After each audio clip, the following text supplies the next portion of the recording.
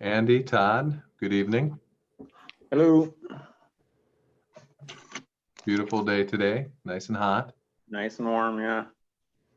Were you in the pool, Todd? No, but I was in the AC all day at work, so Well, that was nice, me too, but yeah. except they turn it off here at 5 o'clock, so, Oh, and the sun is right on my bald head, so. yeah.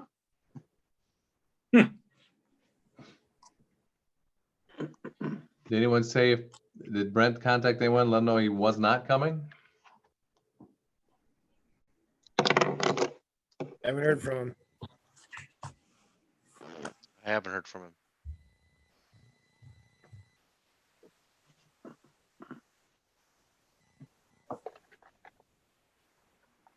He's got a couple minutes yet, Josh.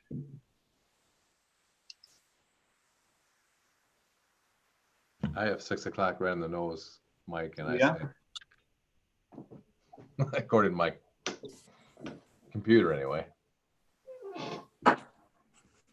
I just text him, we'll see where he's at.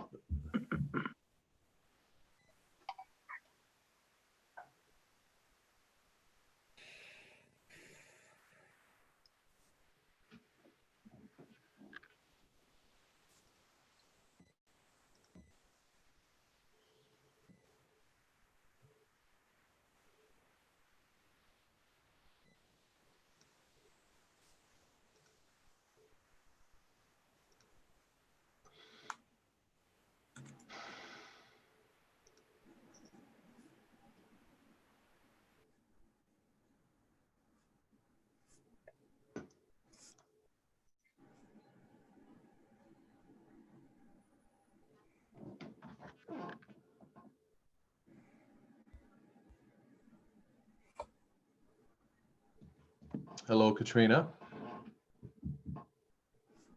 Hello, Mr. Terrell. So good to see you again. Yes, yes. How's everything on the ranch out there?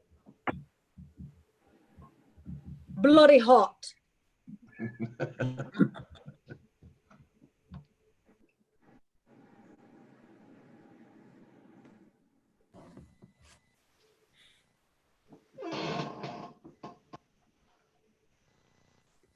All right, Josh, now I got 6 o'clock, so I think we'll call the meeting to order, and if Frank can join us here when he gets on, he can join in with us, all right? Sounds great. All right, so we'll call the meeting to order. First item will be the roll call by the clerk. Andy, if you could. Sorry. Benish here. Biba. Here. Dreschmeyer. Here. Esser. Here. Mitch. Here.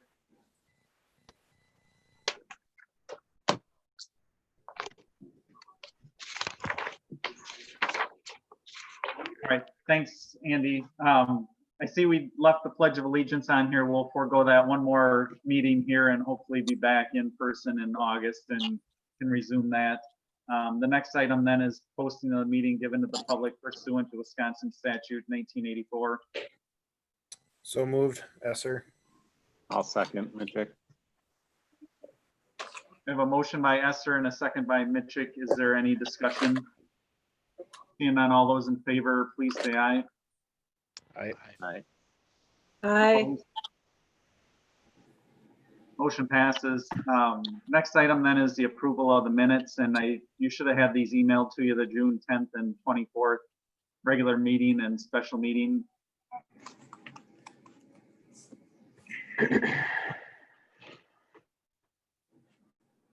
And Barb, if you're on, there's a typo in the June 10th meeting minutes.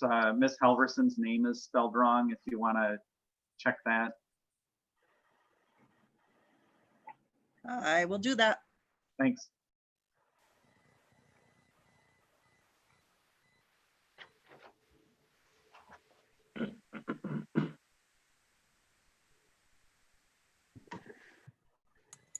Hello, Brent.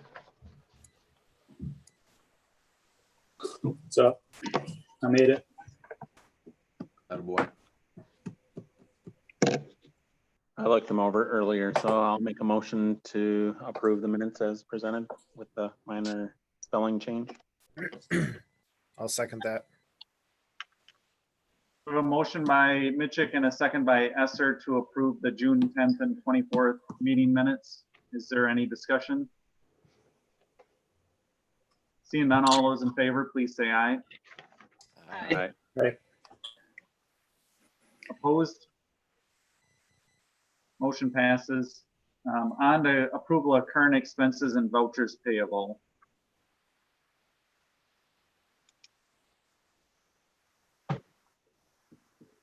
And these, Josh, I don't know if we saw these or if we have some here. Okay.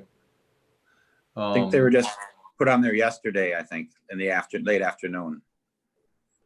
Yeah, I can go through anything that's new if you want. Could you Mike? pull them up for us? Oh, sure. Hopefully I can get that done. Let's try that. You guys see that? Yep. If you look at these, the first one, 342 Amplify Education, you already approved that last month, but that's new on here as far as the vouchers. Down below here, Beacon Athletics, that's something you approved last for the floor protector that we use. Curriculum Associates LLC, we talked about that. That was already approved as well. A new one here, Dodgeville Chronicle, that's for advertising, an ad that we put in the paper. We'll talk about that later in the meeting. Nancy Hendrickson here, that was a travel expense. That's new for you to approve. Huddle you approved last month. NASCO you approved last month. The other stuff here is just the annual or the monthly stuff that that's always on here every month. That nothing new to you guys. This really good stuff here, that's classroom supplies we tried to get in. All-American Sports, that's football equipment. That was some shoulder pads and just some annual equipment that Coach A needs, and then some new helmets to make sure you have enough for this fall, hopefully. Second page here, teacher created resources is one that you approved last year. This is the one, yeah, that was before, $35 there. The O'Brien Agency, copier paper you approved, that's a newer one. Tierney Brothers, Smartboard, that's another one that you approved last month. School Specialties, also before. Miss Kroll down here, that was just a reimbursement. Her daughter graduated and she had some money left on her lunch account, so we just reimbursed her that back to her. Southwest Technical College is one you approved last night. That was the tuition for our students taking the summer classes. Don's Tire, we had a couple tires put on that were shot. We got some used ones for Big Don, that's a new one. And the last one here, this US Cellular for our hotspots, that should be the last one for that, I hope, for the 122.55 there. But and then another school specialty below that that you guys had already approved. And that's it, unless there's other ones on there that you guys want to discuss. But the other ones are stuff that you guys always seen every month, the usual stuff.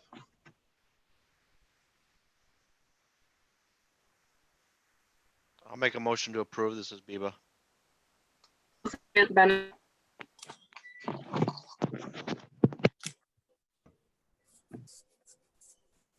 We have a motion by Biba and a second by Benish to approve the current expenses and vouchers payable. Is there any discussion? Seeing none, Andy, could you do a roll call vote on this one? And Benish, yes. Biba, Yes. Dreschmeyer, Yes.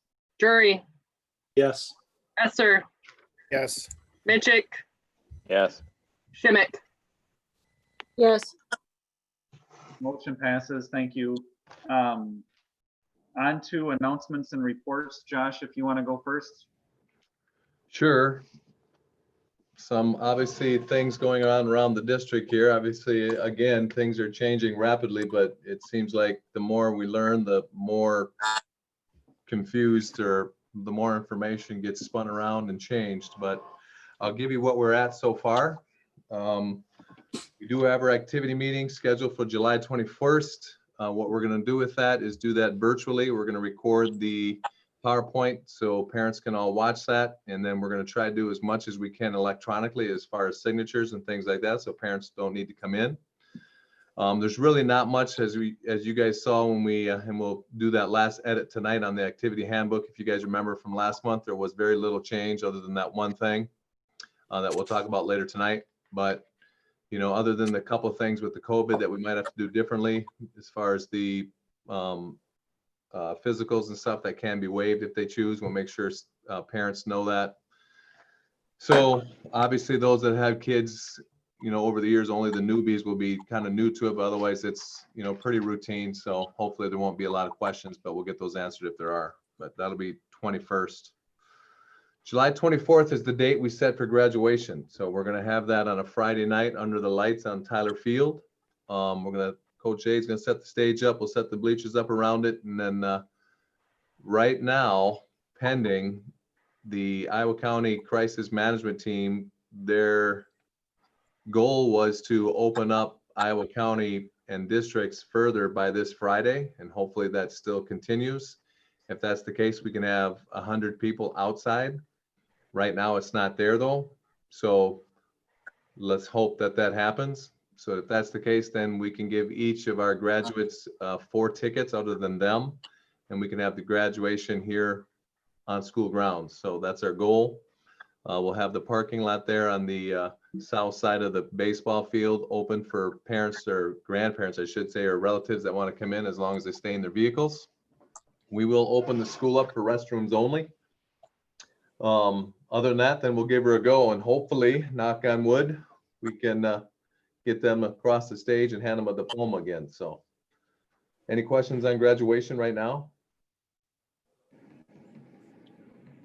The other question I have with that is, is there a board member that would like to be a part of that if we have a ticket available to hand the diplomas to? I'm more than happy to do it, but if there's a board member that would like to, just let me know. And we'll definitely do that, obviously. Alrighty. Okay. Volleyball camp is scheduled for August 3rd through the 7th that week. So we asked Maria, as most of you probably know, Kendall Winkus comes in and does our camp for us. We're going to continue with that if pending that we can't, but right now we should be able to. But we did ask Maria that we just keep it with our local, obviously, district students. She used to get quite a few students outside the district that came to the camp, but we're going to try to keep that concealed with just ours, just for safety purposes, beginning in August. I want to announce a resignation of one of our aides, Maddie Bumkamp, worked with us the last couple of years, did a great job.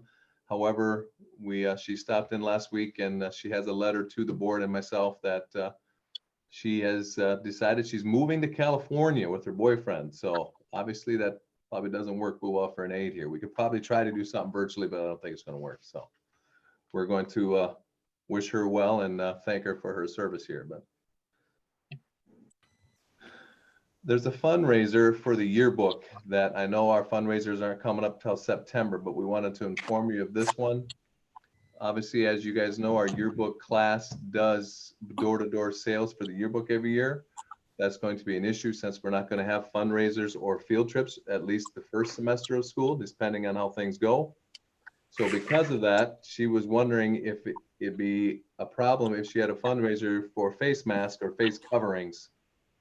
So she's got some samples that she showed to Sharon Frederick to make sure they would be the quality that we want. But she's wondering if she could get started on those before school started with your approval. And then we'll just bring it to the September board meeting for the actual, you know. All righty. There's a thank you I want to personally, from the behalf of the school board and the staff here, another thank you to Macan. As we know, we approved Shervin to do our caulking around the school, around the windows and such. And we bought the caulking through Macan because they can get it cheaper. And they donated that to the school. So that was close to around $1,700. So we want to thank McCon for their donation again. July 1st, or I should say July 3rd, on a Monday, we started allowing students in the building. We have, obviously, we have a plan set up where they come in and work out in the gym or in the weight room, the cardio room, following the new parameters that have set up through our Iowa County. So we started that this week, so we got some students in here. So that's a good start to finally get some kids started back in the building. That was nice to see. And the kids have been great so far. They come in, they have their masks on, they wait until they get signed in, and they do their protocol as far as, you know, the questions that we ask, how they're feeling, all that good stuff. And then when they're out filling up water bottle, using the restroom, they have their masks on. The kids have been really great about it so far. So we're happy to see that. Summer school, you guys approved summer school previously. I want to let you know, unless there's a change coming, we're going to start that the first week in August as well. So that'll be August, I believe 3rd is the first week in August there.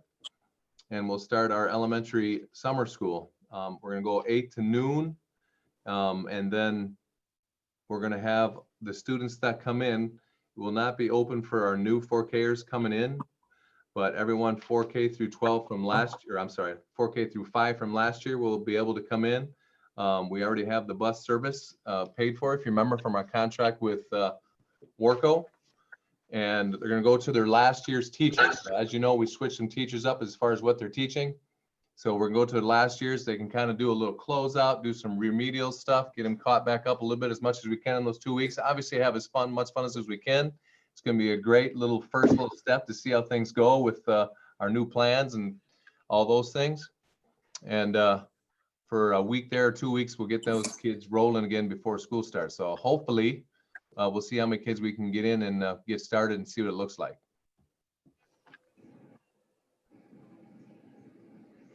I'd also then like to end this. I'll share my screen here. I want to show you the results of our survey that we sent out. Hopefully you all got a chance to see that.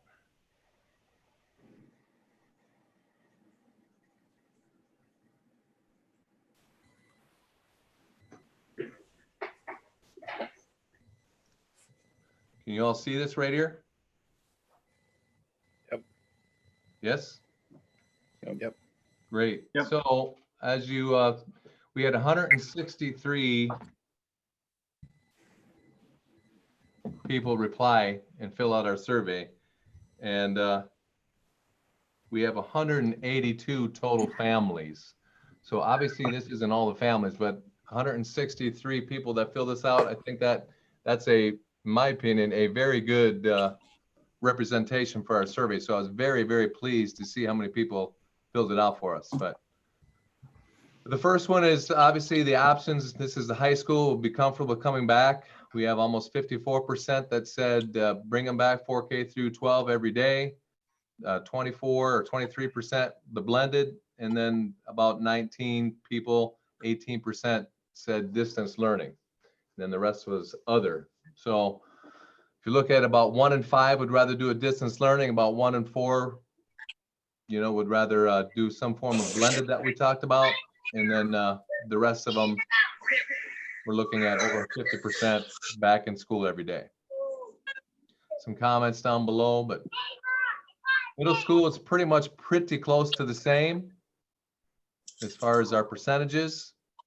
And then our elementary school was pretty much, you know, almost 64%, so even 10% more wanted those littles back in school every day. And in our options, even in our blended option, we talked about our elementary schools being there as far as 4K through 5. We talked about them being here every day anyway. It's just, we found it's vital for those little elementary kids to be here. This question here is talking about taking temperatures at home. Obviously, the vast majority, 70%, said they were fine with that. Next question, eating lunch at school.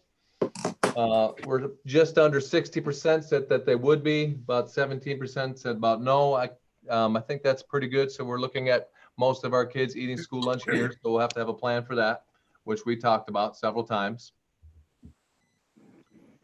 This one is complete. If the WA allows sports this fall, how many would be comfortable having their kid play sports?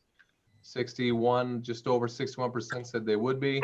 9% said no, and then about another 11 right in here, 12 people said they're still unsure, don't know yet. So vast majority said they would be comfortable with it. And it was even higher in our middle school level.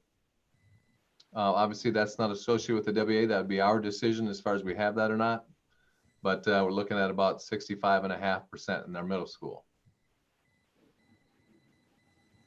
Riding the bus. This was interesting. We talked about obviously it in almost every meeting that we get with conference meetings of anyone, any other district.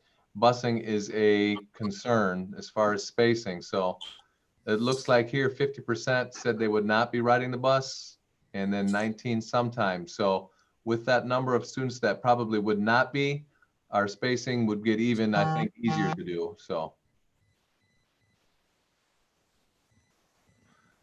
wearing a face mask, 72% or just under said they would be comfortable with that. 28% said they would not. And the last one is just any concerns that, you know, you might have. But in general, you know, if you look at some comments, you still have people, as you can imagine, that are on very one extreme to the other. You know, for example, in our face mask question, we had a person comment on there, if you require face masks, my kids will be homeschooled. You know, the person that must have filled it out right after that and submitted it said, if you don't require every student to wear a face mask, my kids will be homeschooled. So, you know, obviously, as you can imagine, we're going to have every avenue on there, but it was nice to see where parents are at and kind of gauge where we want to go from there on their comments and how they felt about next fall. So any questions on the survey that anyone might have for me? Or anyone want to see something again that you want more details on or anything?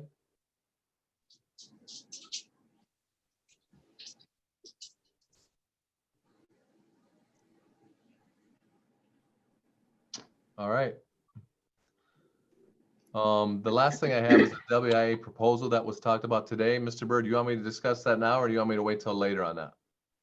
When we get into this? I think wait until we'll get into that under the start of fall sports, Okay. I think. I'll wait on that one. And I think that's it for me, unless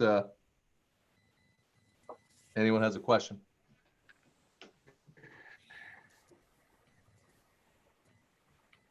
Doesn't look like you got any questions, Josh. Thanks for going through that. The survey was good. It was kind of just short and to the point, and was a good snapshot of where people were at. So I thought it was a good survey.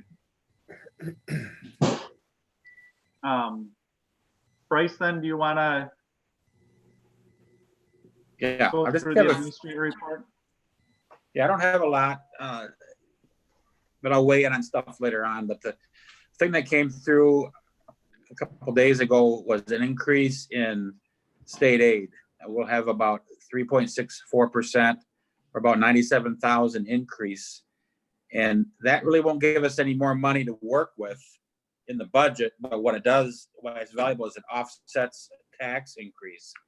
So the revenue limit, and I just review this for you guys because we can't hear it enough, so we understand. Make sure we understand. But so we're capped at a certain amount of revenue, which is a combination of local taxes and state aid, basically those two components. So if the revenue limit goes up and the state aid stays the same, taxes would go up. But if the revenue limit goes up and state aid goes up an equal amount, taxes would stay the same. And so there's those correlations in there. So the good news, if this goes up, it may offset some tax increases. And, you know, that is not finalized until toward the end of October when we have all that information. Do you guys know what has been the history this year? Any new housing starts, any new property houses built that would add to the property value besides just appreciation? Do we have many in our district? New houses being built or new businesses? I can think of one new business. Other than that, nothing really for housing. Okay. So it'll probably, the increase of property value will probably be just a couple percent that way. But this is good news. The other thing is having summer school will help In the past, though, we generated about enough minutes for summer school for 4 years worth, and that added about 4 students that stayed in the formula for about 3 years. It's an average. So after summer school starts, we'll be able to average that in, how many minutes we may increase or how many students we would increase on that. That's going to be down from the year before, but also the cost is going to be down, with that also. That's all I really have. I'll be weighing on stuff later on all these other agenda items. So keep mine short this time. Unless there's questions. I don't think we have anything that I can see right now. Mike lost connection, so he's trying to reconnect here. So I guess we'll move on to the policy development review. So we'll go through the first reading of the Neola base policy sets.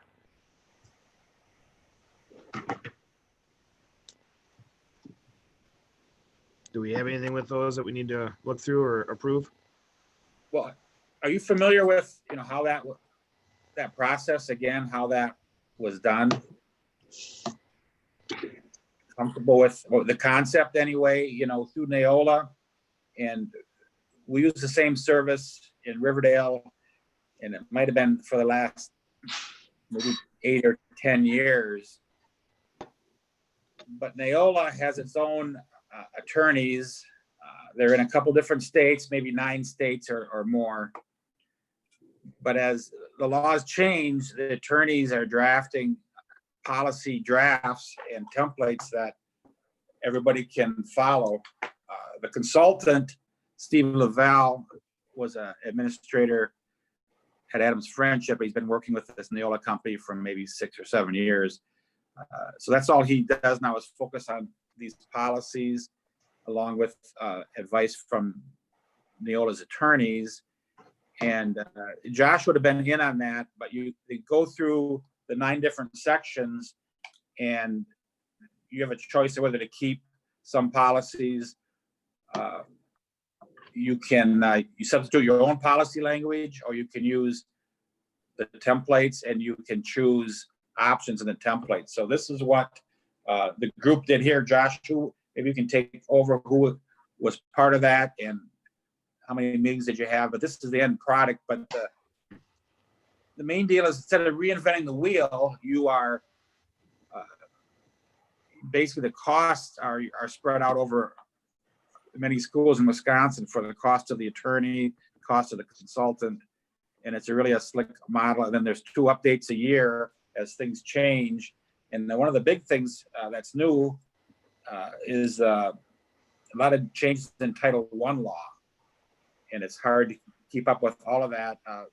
The other alternative that I was exposed to when I was in Wazeeka, and then my first year in Riverdale, and what you've been doing in the past is the administrator usually gathers sample policies from neighboring schools or WSB or wherever they can get sample policies, and tries to modify policies, and the board would discuss. And I don't know how you've done it in the past year, but when I was in Wazeeka, we did policy approvals or revisions or first or second readings almost every meeting, and spent an awful lot of time, and you never could get caught up.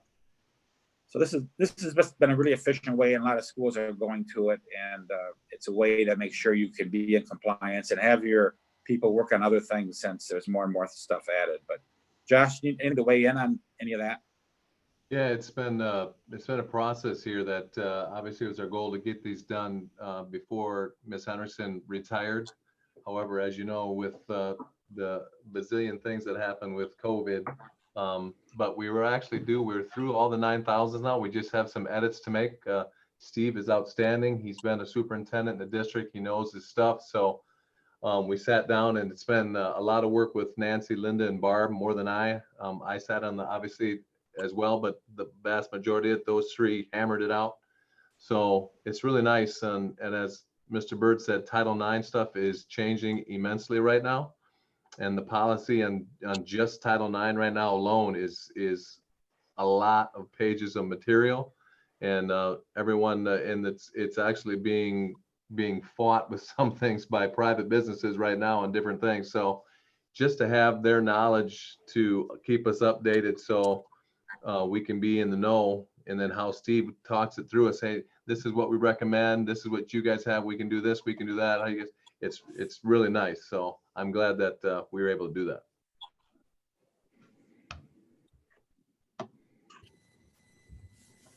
The other part of this is you no longer have a three-ring binder. You'll have an online search engine. You can type in a topic like student attendance and pull up maybe 6 or 7 policies that relate to student attendance. And you can just search things by topic. And that's helpful for anybody. It's also helpful when something happens at school and before we act, we need to check what our policies say, because if you have a board policy, it's so important. You really have to follow it. If you can't follow it, then you shouldn't have the policy. But it allows you at your fingertips to search that policy, get it right in front of you, and see what it says. And some policies, have basically a step-by-step procedures like complaints, formal complaints, harassment complaints, family medical leave, different types of things you just follow through the policy step by step. So that's a really good guide for the administration and others. Yeah, Linda, Barb, is there anything that we missed on that? No, I think you covered it all, Josh. Yep. Perfect.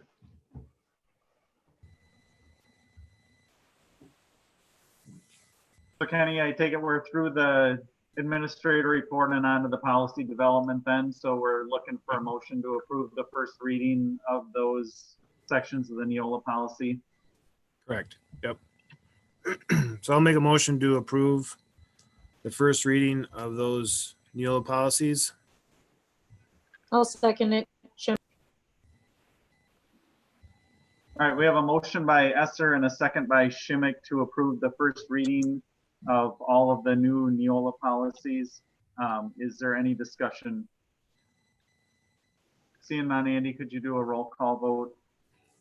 Anish, yes. Diva, Yes. Drushmeyer, Yes. Drury, Yes. Esser, Yes. Chick, Yes. Schimick, Yes. All right, motion passes. Then we're on to new business. And the first item is review additional opening school safely plans. I'll start out a little bit, and then Josh, he has the details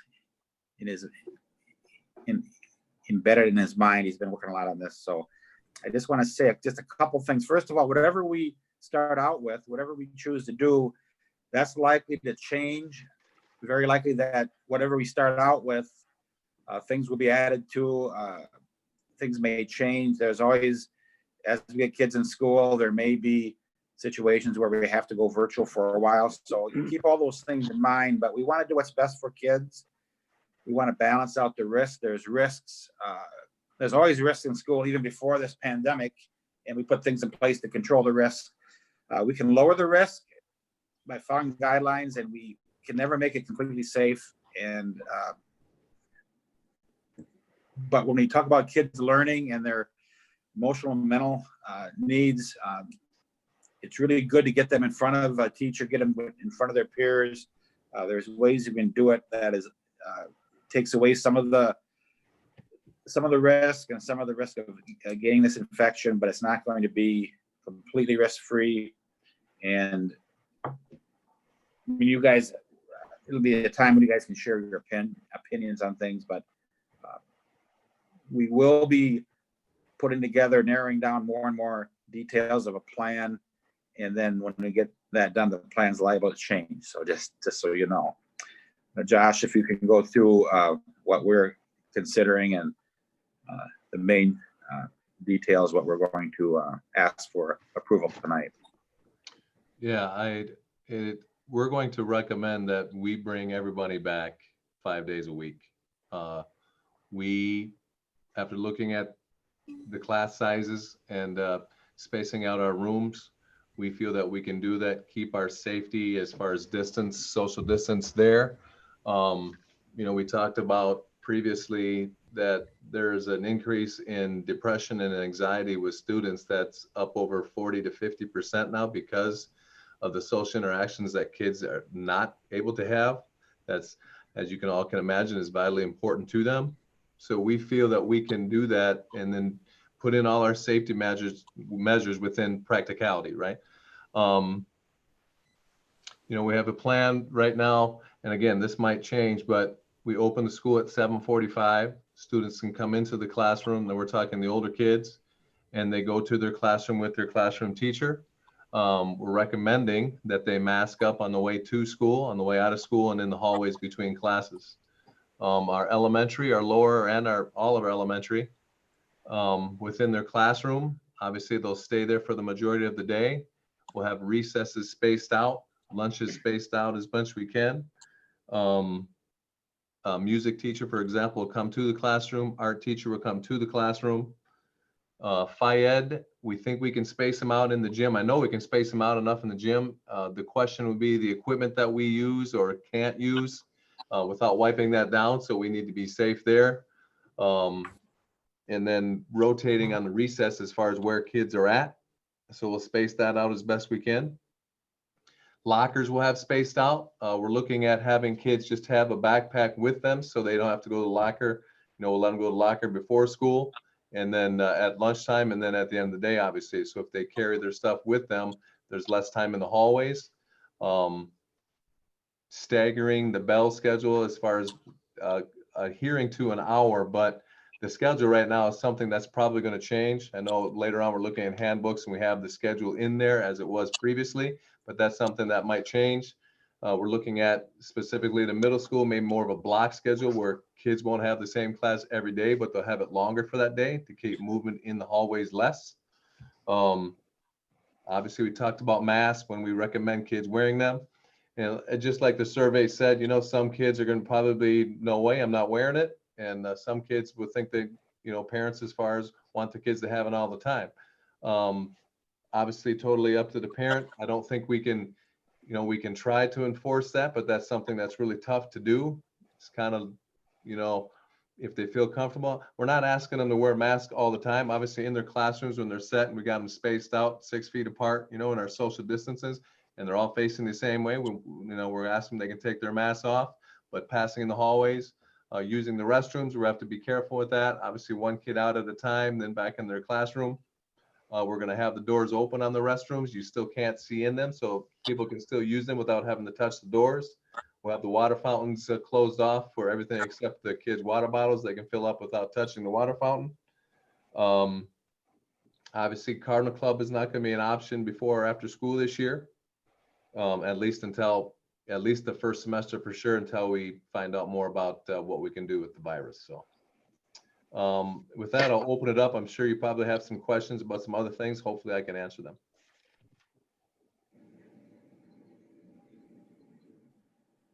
I guess the only question I have, Josh, for you is, I know you mentioned backpacks for the kids to transfer from, keep as much with them. Would you guys, I guess, do you see any concern with security on that type of thing? Great question. That was brought up at our last meeting with our conference principals. We talked about, previously every student came in 2 different doors. So our elementary came through our elementary doors and our high school came through our high school doors. I was at the high school door, or I should say the main doors. And we had Bellevue at the elementary doors, as you guys know. So one thing we want to do different there is open that up more and have an adult at each station. So we'll have the main doors, obviously, elementary doors, the middle school doors, so we can keep kids spread out as much as we can coming into the building. Backpacks, yeah, is an issue, or as far as safety, we didn't want kids to carry backpacks. We believe that's going to be waived. I guess we waive what is, where do we want to go with that? So the school districts that I talked to, the vast majority are having kids carry backpacks with them and take them to class to make it easier for them. And we feel that'll be a safer option. But that's something. If you're concerned about a kid, you can search their backpack, right? I mean, it's not. We still, yeah, good question or comment, Andy. That's we can still check every locker. We can still check backpacks if we need to. So if someone comes up or someone has a concern that was brought to my attention, I can definitely, take care of that. Okay. Did you talk about the virtual option, Josh? Virtual option is still having the elementary every day, 4K through 5. Middle school would be 3 days a week, Monday, Wednesday, Friday, and our high school Tuesday, Thursdays. And then on the days that they're not here, would be virtual. But even if we are back, as Mr. Bird mentioned, full 4K through 12 every day, we will have a virtual option for any parent, which is definitely understandable. If you don't feel that you're comfortable having your kid in the building, we'll have a virtual plan for you. So that virtual plan would be different than last spring though, where you will, for example, your schedule is the same as if you were in the building, if you were not in the building. So as first hour is algebra, you would check in at 8 o'clock. We'll have iPads in every classroom on tripods. So that iPad will be filming the class and recording it. So they'll see the teacher. And we are able, I met with Mr. Tucker yesterday and Mr. Bird yesterday. So every teacher is able, for example, how I share my screen now, and you guys can see all that. So if I was learning virtually, that student would still be able to do the same thing. So the teacher could share their screen so they could see the smart board or whatever the teacher happened to be using, and they can see it the same way that you guys do in this meeting. Also, for example, let's say if something happens where a teacher can't be here, let's say a teacher has symptoms and they need quarantine, they may not know if they have it or not, and they're at home. So the vast majority, I'm sure all of our teachers are not going to want to use their sick days up. So we'll have the kids here, and the teacher could teach virtually the same way that a teacher or a kid is watching. So they can still teach, they can still work their 7:45, quote unquote, to 3:45, but they could teach from home and make all the requirements met for the kids that are in school and the teacher's not. We just have an adult in that classroom. Are you going to allow that if a teacher doesn't feel safe coming back? That's something that right now, I'll let Mr. Bird speak to that. Do you want to speak to that, Mr. Bird? Yeah, we're gonna get more direction on that later this month, but that would be probably not if they didn't feel safe, if they had a condition, and they'd probably have to have some kind of doctor's, a note from a doctor talking about their condition that it's not safe. And I'm sure in some cases they may be able to get that, but that is a real concern, and we have to figure out how we're going to handle that because there will be a lot of staff, not just teachers, that feel like they're going to be exposed to a lot of different, they're in a building with a lot of different people, and especially the ones that are maybe older or have some conditions. But we will get to that. Early on, what the attorneys told us is that is handled through your leave policy. So if they are home on a medical leave or extended medical leave or family medical leave, that has a lifespan, then it runs out. So we have to see what kind of policies and what kind of things we have in place. The good thing, and we'll explain this, some good things came out of a pretty big meeting we had today. The good thing with all this is we're not doing this alone. We have all the schools in the country, but especially in the state of Wisconsin, and different attorneys and different people that are working on the same issues. So as we get through this hurdle of starting school and the fall sports and whatever happens there, then as we get closer, we got to iron out details with how to protect the staff. And there were some things, they may wear some different things. They may want to wear shields. We'll do some things for the staff because we don't want staff out. We don't have subs, and we think a lot of subs will not maybe choose to be on the sub list this upcoming year. So there's just a lot of things involved with this, and we want to protect the staff, and we'll provide equipment for that. But I still don't know exactly your question, Andy, is how, if a person says, I don't feel safe, this is the reason, and we're gonna have to figure that out. We don't have that answer yet. Question, can we send out a survey to the teachers asking them what they prefer? I think that's inviting them to stay home. We talked about that. I think they will tell us, the ones will tell us that when they don't feel comfortable. And then we would You have know- to find a replacement. right, and if somebody wants to just teach from home, we still probably need somebody in there supervising that classroom. Exactly. Right. Okay. So this will be, one thing is, we need to move forward on some things. In the general idea, if we're going to approve everybody coming back and then have this option where if kids have special conditions or the parents just are not comfortable, we will provide virtual option for those kids to stay home. It won't be 2 days here and 3 days home. I see in a survey, one person said my high school student could do well with only 2 days in school. We don't want, 50 different schedules for all these kids, but the ones that are concerned, they can get their instruction at home virtually. But we're not going to have all the details. There's so many details to this, so we just need to, if we made that decision, then we move on and we keep filling in the details, and we will just keep adding to the document. One thing though, and I wrote it down before, and then it came up again today in one of the webinars we were in. So they talked about, putting requirements down, what's our requirement? You heard Mr. Terrell say we're going to highly recommend masks, but the question is, what if somebody refuses to wear masks? We have to work some of those things out. But if you make hard and fast rules and you kick kids out of school for not wearing a mask, and then you have other kids that, for somebody catches them not wearing a mask and we didn't do anything, it creates, depends how you word all this stuff and what kind of lines you take on liabilities, and just getting pinned down or backed in a corner, by kids and parents if we don't word things right. And it's kind of like the board policies. If you can't enforce something, or you choose not to enforce something, you shouldn't have that rule. So we'll be careful how we put things together. We hope people will cooperate, but we have a lot of work to do.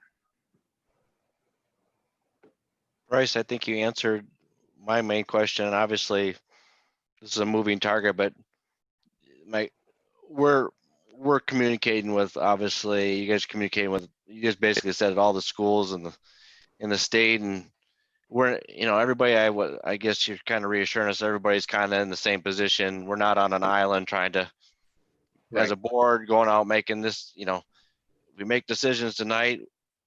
I think it's great. We got to do something, and we got to be willing to change that. But what I can see, and it's going to be tough, is the sooner the better. That that obviously, and then how we communicate this to families, and if they need to buy certain supplies, whatever it may be. I don't know if they need to buy anything additional or have anything additional for their kids. It sounds like and maybe they already do have water bottles, backpacks, and I think you're probably going to see more families, Josh, when you see with the lunch thing there, maybe more families packing their lunch, to start out with. I mean, there's all these little things, and I guess the sooner we have some of that info, I guess, but that's going to be, I can see where it's going to be tough, because we could say it today and by tomorrow it could be different, but I can just see as soon as we have that info, and I think got to figure out how we're going to communicate that out to families. And I think it'd be good for, whether we do it, if we have to do something virtually or record something, or give parents a chance to ask questions. But so what we're looking for tonight from the board is approval of going forward with the plan to at least make the plans and go forward with having everybody in the school to start the school year. And then as we get that permission, or if that's approved, then we go through, add more and more details. But there's a couple things about all this. Since we're dealing with all this, there are some good spin-offs on this. I mean, it's like everybody it's hard to look for the good, but one thing, everybody including myself, are, you're forced to use technology, you're forced to use virtual meetings and communication. So there's some real positives when it comes for snow days and things. Probably the makeup for snow days, unless something unusual happens, will be non-existent. We'll probably have virtual options and different things going on. And, you pull the plug on school, kids will have lessons and things. Teachers may come in, or they may just work from their home on a snow day and deliver a school. That's one thing. Another thing is because Highland is smaller and you have real good facilities, you're in a lot better position than some of the bigger schools. And I'm just coming off Purdy Sheen, and they have good facilities, but it's different. They have so many classrooms and so many kids. You can space the kids out here for different things. And you've got 2 gymnasiums and some other auxiliary rooms and the common area in front of the gym by the cafeteria. So you've got some luxuries to make things work and fit kids in. So that's really good. Other schools are struggling. I think one school, one of their options, they had everybody in except they were alternating 5th and 6th or 4th and 5th. And it was only because they were too crowded, they felt. And it just wasn't going to work in that one. However it was set up, how they shared grades, it wasn't going to work. So you're looking at, that's still not a good enough grade. 5th and 6th, they have them home without daycare or whatever that is. If we can avoid daycare issues and still provide options for people who still need to stay home and be virtual, that's a good thing. I have a question about, there was one comment in that thing you showed about, there was a DPI recommendation about closing Wednesdays for cleaning. Do you have what's your plan for cleaning? I'm guessing there's a different plan that you have. I just would like to know what that is. Yeah, we definitely have, obviously, quote unquote, they call it deep cleaning, right? But, when meeting with Coach Aid and the custodial staff, we're more than comfortable. We feel that we can get everything we need cleaned in our usual, is it gonna take a little longer? Yes, but we can do it every night after school, where we can have the building ready for the next day for our students if they're here every day. We did talk about that as a possibility, and if it's not getting done, we can always take, we're looking at a Wednesday and use that for a deep cleaning day, and they'd be 4 days, and just the staff would come in.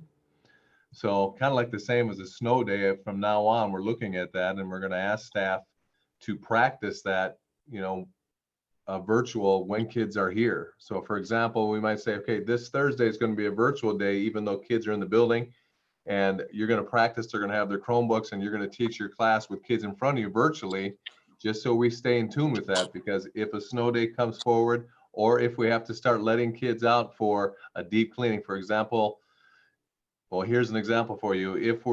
If someone was in direct contact and they have to be isolated, or a cohort of kids have to be isolated, right? We want to make sure they know that school still continues. So we want to practice those things and make sure they're in place. But as far as the cleaning, yeah, we're comfortable, Andy, that when meeting with Mike, that we can get the school right where we need it and ready for the next day.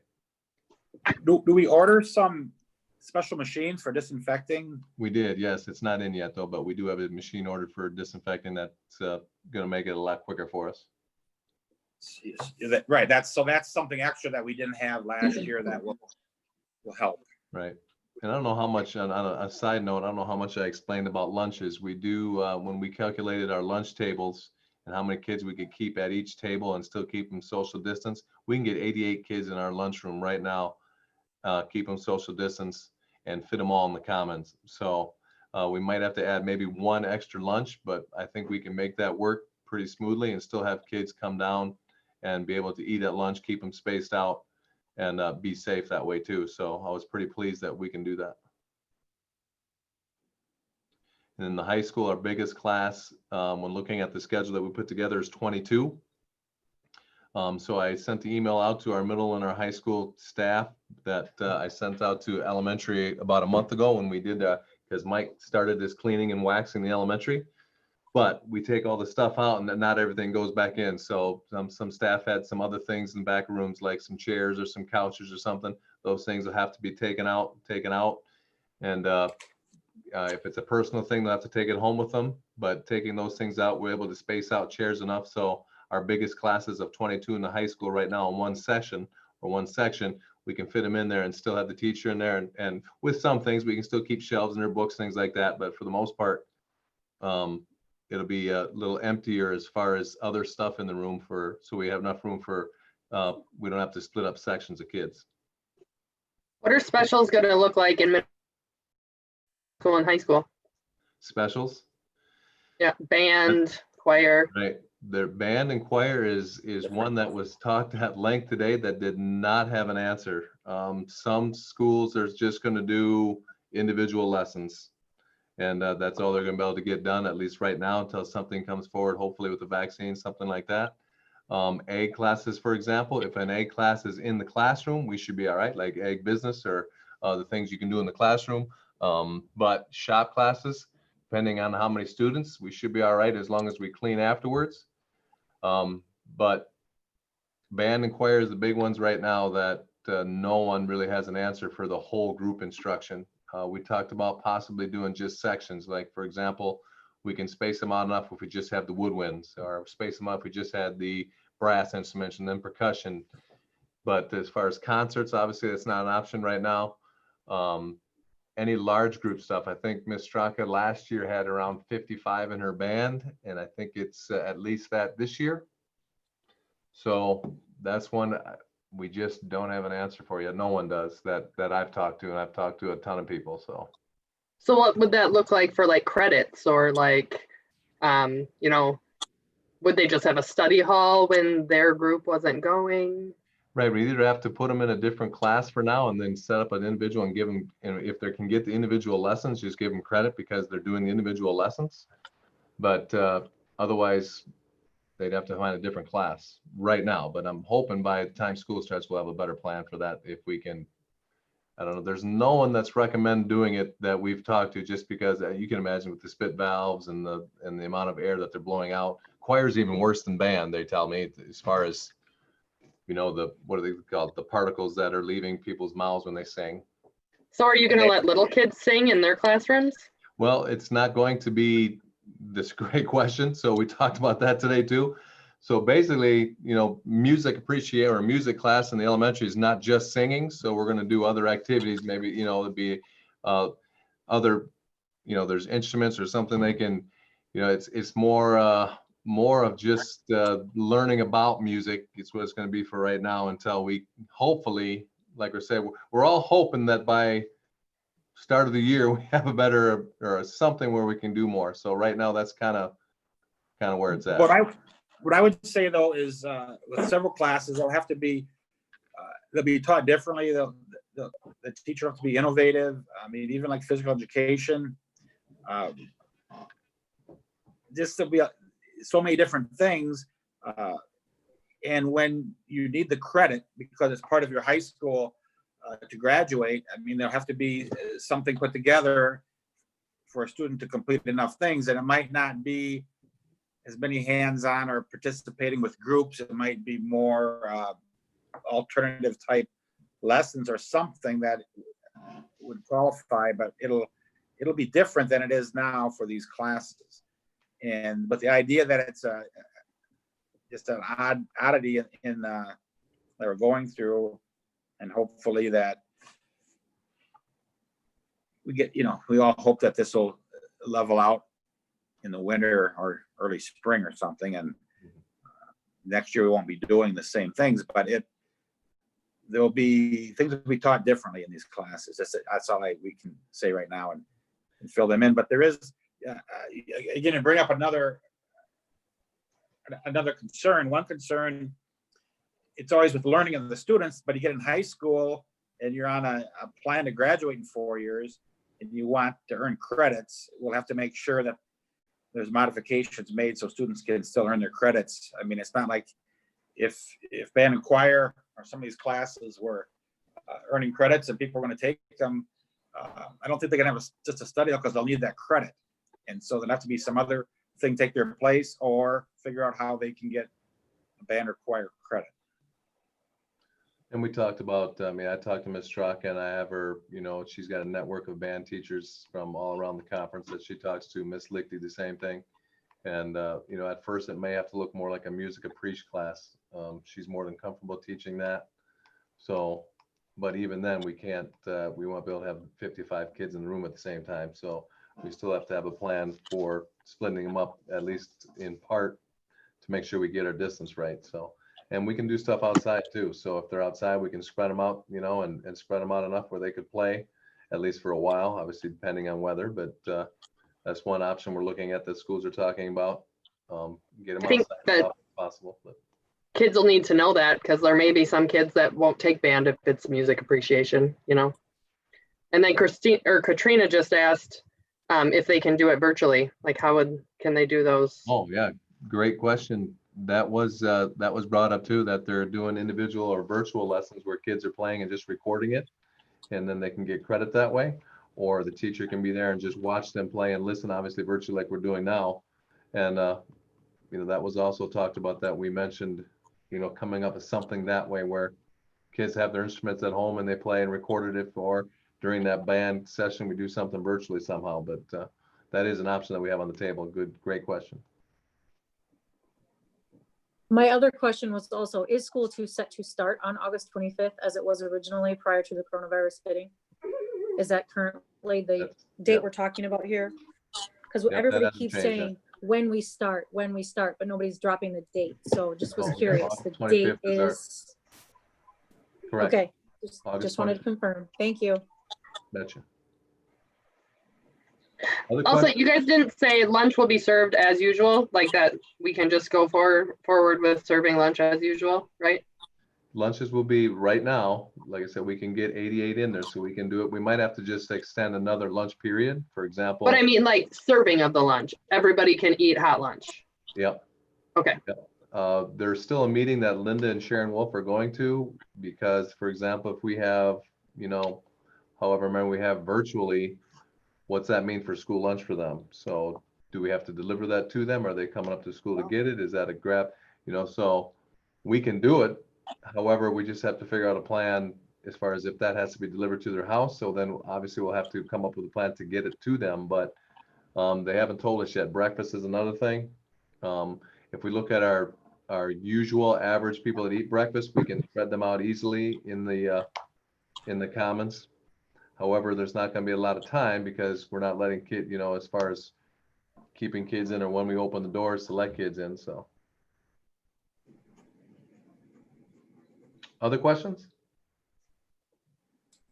What determines if we have to close? Like if we have one confirmed case in just a high school, does the whole school close and go virtual for a period, or is it a week off completely, or what is our current plan on that?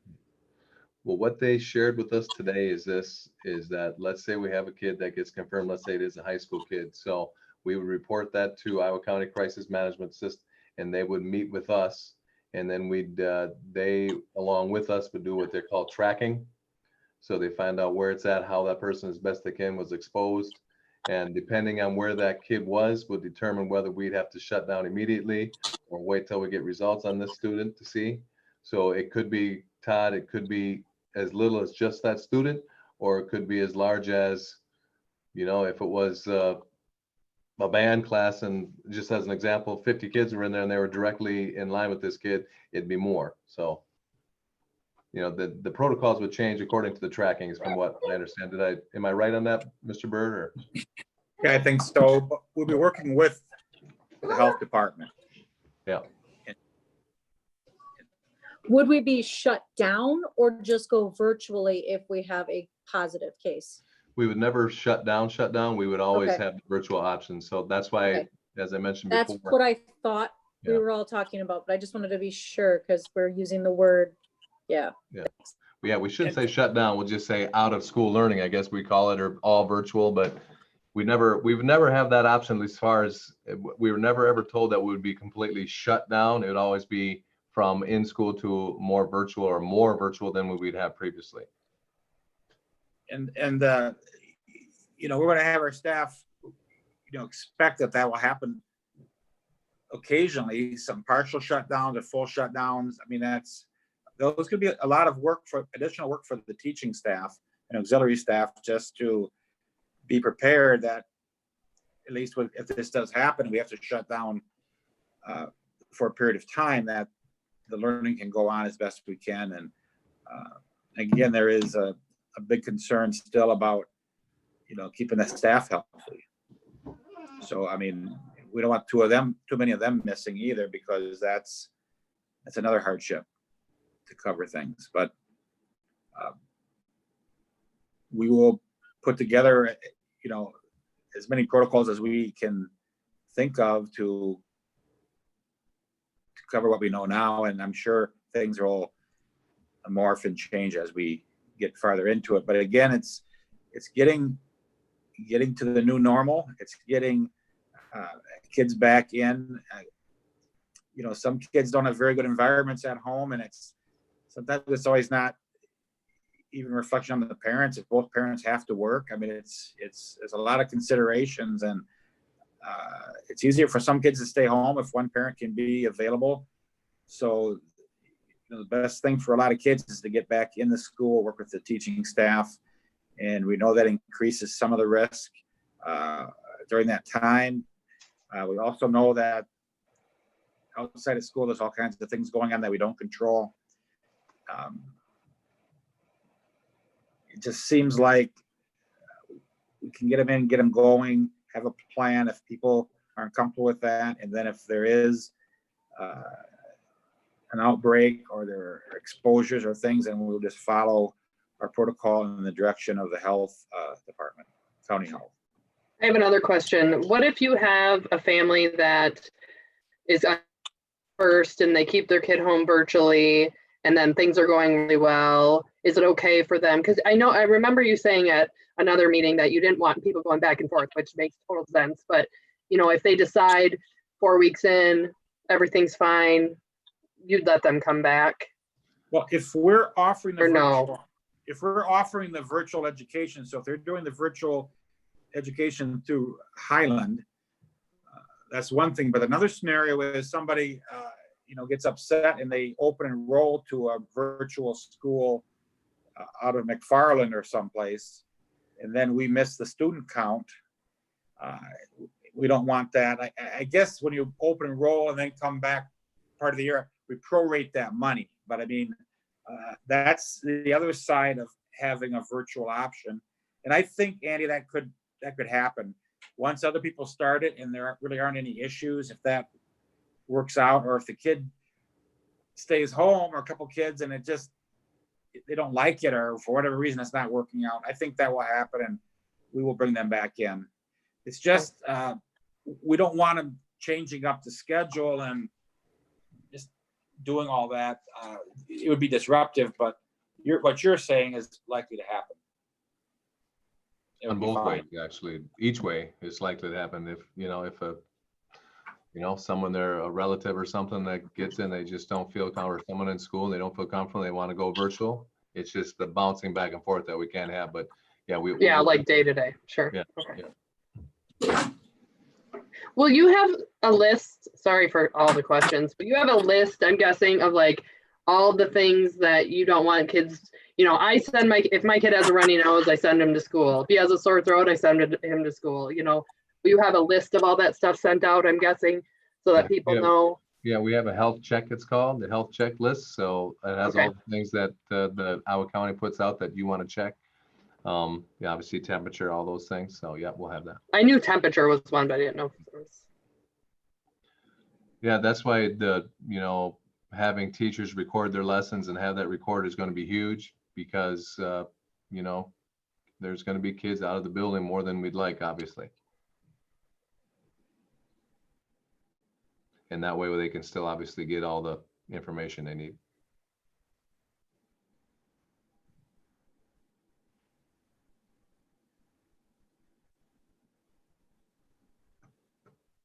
Did we lose Mike again, Kenny? I'm here, but I'm shutting my video off once in a while to see if it helps keep me on. Gotcha. Bryce or Josh, could you comment on what other schools are doing? That was one of the things we had talked about, was just trying to be consistent with other schools in the area. Yeah, I can hit that. In the meeting today, and the meeting that I had with the Ridge and Valley, and then obviously more of our CISA schools. I shouldn't say vast majority, but many of the schools are doing exactly what we're doing. They want to bring every kid back. I know the surveys that got back, that people found out that there's well even higher than ours. One school said 93% of their parents want kids back every day. The other one was just under 90. So you do have schools at I don't think any school said virtual only. It was either a blended or all in. And I would, if I was to guess, Mike, I asked a show of hands before, I would say probably 60-40 from what I saw. 60% being all day, every day, or really close to that. And then probably 40, some kind of a hybrid, we're calling it. But Mr. Bird, would you agree, or am I off in my? I would agree with that. And it was interesting when I heard some of the schools that even their surveys came back a little higher preference for virtual. To me, they were the higher income schools. There's a few schools even in the area that are, they have less free and reduced lunch. So that's telling me that maybe they have one income families, or they have professional, some flexibility there. So parents could be around with their kids. I mean, if you have two people working, in a lot of cases, it's really, really tough. And so I think the surveys, it's demographics in some of these districts too. And, there's the other factors where, parents, it was a pretty eye-opening experience to have these kids here all the time. And they really prefer, if there's a way safely or within reason, to at least to start the year this way, and hopefully things improve. I think parents would really like to break, or find out that maybe they can't provide instruction. Like it's not as easy as maybe it sounded. I'm not saying that they thought it was easy, but when you'd actually do it, it was a long spring.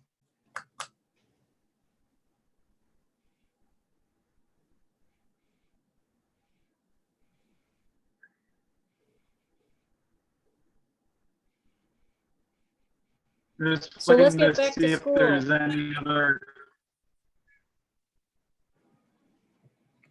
Say it again. We didn't hear you. I was just waiting to see if there were any other questions here.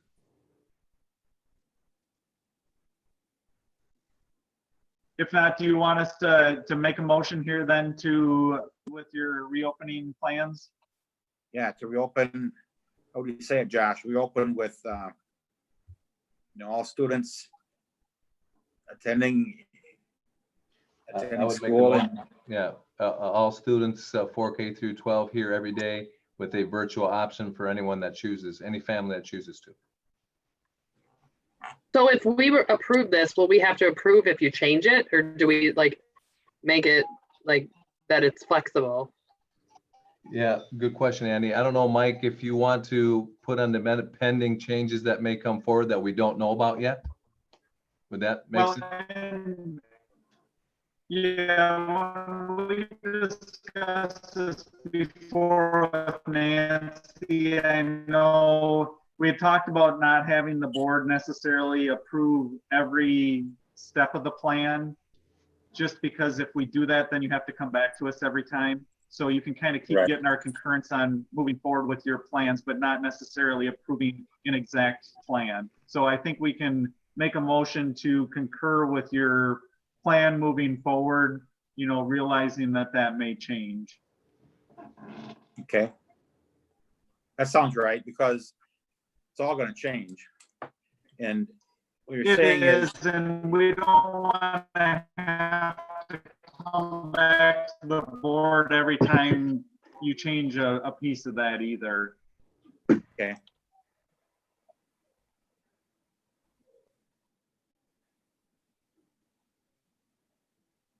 So a motion to go forward with this plan. I don't know how to do the motion.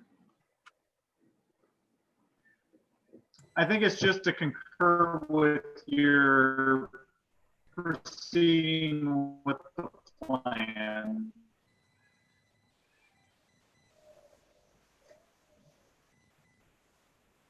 Could you even take action or you just go to the next item?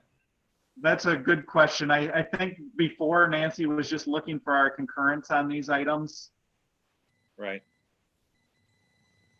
So I'm perfectly comfortable with a no vote on it, as long as you guys are comfortable with us just moving forward, knowing that, because we will have another meeting before school starts. Mr. Bird, do you think that would work or no? But Yeah, this way we I can, do. yeah, this way we can plan accordingly and get stuff more in place if you guys are on board with what we're doing. Right, I guess Well- just from the group here, I'd kind of like some consensus, just if there's people that have opposition to it, to make sure that they let you know or let the board know here. Yeah, Mike, I think I have total concurrence, just, yeah, we got, this is obviously a moving target. We got to keep, you guys are working daily on it.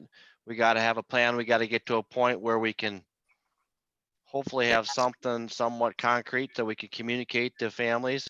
You know what? And if it means that, hey, we've got as a board, I mean, if it's just more or less to keep us in the loop and you want to run stuff by us, because things are obviously going to change, just do that. But yeah, what you're planning on doing, I have total concurrence with. That's my opinion. I mean, we've got to start somewhere here. And I think my only thing is, as long as we're not sitting on an island and all the other schools around us are doing something different, I have somewhat of a concern about that, because I think that's just going to create problems. I think we're all in this together. So and it's great that you guys are communicating like that. So that would be my only.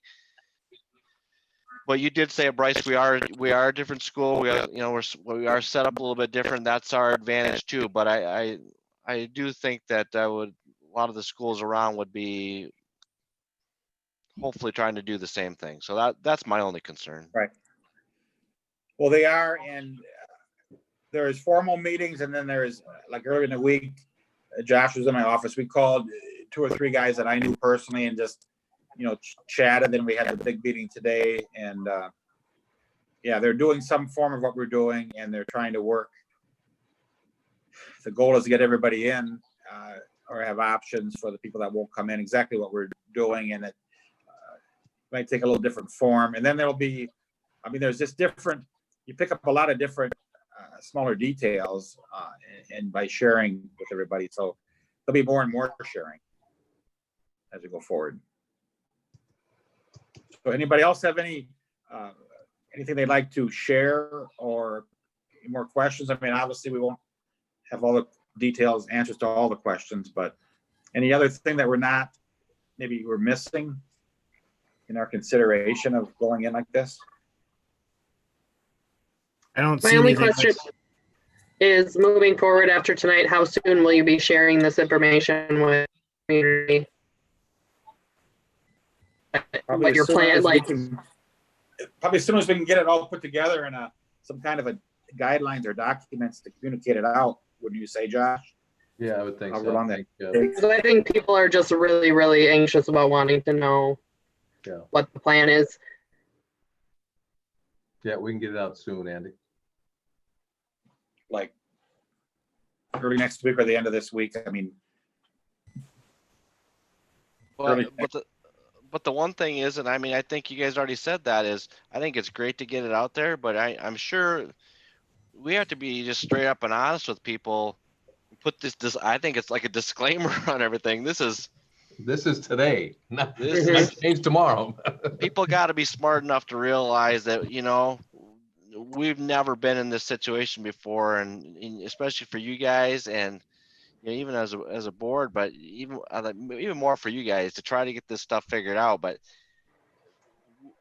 I think that's the biggest thing, is people have to understand that there's got to be, you got to have to put that disclaimer on it, just so people say, hey, we're doing the best we can with what we have today, but we need everybody to be on their toes and ready for potential change at any time. And so that's my only other comment. All the things that you guys explained to us about, like, if kids may have to go virtual, they're going to be taught how to go virtual. I think all that stuff is going to be comforting for people to know, to understand what it's going to look like, or what it could look like. Maybe Right. they'll just go back and it'll be fine, you know. What I can do is I'll put something together tomorrow and send that to you, Mr. Bird. And then, are you able to check your emails tomorrow? I don't know. I think so. Some way, yeah. But I'll get that to you. And do you guys want to see a copy of that as far as the board before I send that out to the community or no? In case you guys want to edit something or, I Check for guess it spelling probably wouldn't be errors. a bad idea. Yeah, it won't hurt, Josh. I just think don't that's laugh good. at my grammar, all right? First one might be a little rough, so. All right, I'll get that done then this week. What is it today, Wednesday? I'll try to have it done at least to you guys to look at by Friday and we get it out early next week. With edits then. Okay.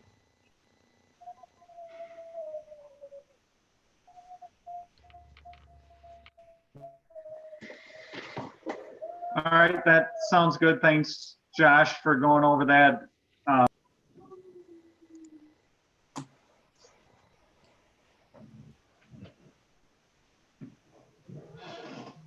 Josh, do you want to go on to fall sports then? I believe Mike said we're moving on to fall sports, did he not? He Yes. did. All right. So today we had a meeting with all the schools in the CISA 3. So that included 31 different districts. And obviously it all wasn't pertained around fall sports, but we saved that to last and it was a lengthy discussion. So we are recommended that we attempt to start our fall sports. Saying that there was a plan that was put together that we would like the board approval on, if you guys agree, that we would like to send to the WIAA. You want me to share that now, Mr. Bird, then, or? Well, we could talk, why don't you explain it first and have them look at it, but the concept is pretty simple. And we had a plan, this just came up today and it's the best plan that makes the most sense, but the WIA would have to make some changes and just go to the concept. It's Josh. So the concept of it was to Simple. just move sports back. So there's not a, unfortunately, well, I shouldn't say unfortunately, I mean, right now, like Iowa County Crisis Management, Grant County, Richland County was there, Crawford County was there, I think Vernon County, I'm not sure how many different counties, Lafayette County. All right, none of the health advisors in those counties found a way to recommend fall sports, at least football for sure. So saying that, that is their recommendation. Now, obviously that's not an order. We could still do that. However, their big thing was, how can you have students or players play football and have direct contact, but then you only have high school kids in school 2 days a week? Well, I said, I agree, you can't. That's why you bring them in every day, which is what our plan is. However, a plan was put forward by Rob Wagner, who's the superintendent at Lancaster, and he didn't mind me sharing his name. He's in a letter that went to WIA. And all 31 schools, at least vocally there, no one vocally disagreed that we would like to move sports back. So saying that, we take football and we take volleyball in our situation, and just pertaining to our school, we're taking all fall sports and we move them. All right, so the first sports that we'd see this year would be your winter sports, wrestling, in our case, wrestling and girls and boys basketball. So if we do it that way, it gives us till, we looked at a goal of hopefully December, but probably January, where we could start our winter sports. And hopefully we have a better idea. I know we'll have a better idea of what the virus is doing, and maybe even a vaccine by then. The last report that we had talked about in the meeting today was they're pretty, they're thinking by October they can have a pretty good shot of having something. If that's the case, boy, that'd be outstanding. But obviously we don't know that. So we would start in January 1st, winter sports, wrestling, basketball, and then in the spring we would have our fall sports. So in our case, it would be football and volleyball in the spring, and then our spring sports would then be moved to summer, baseball and softball in our case.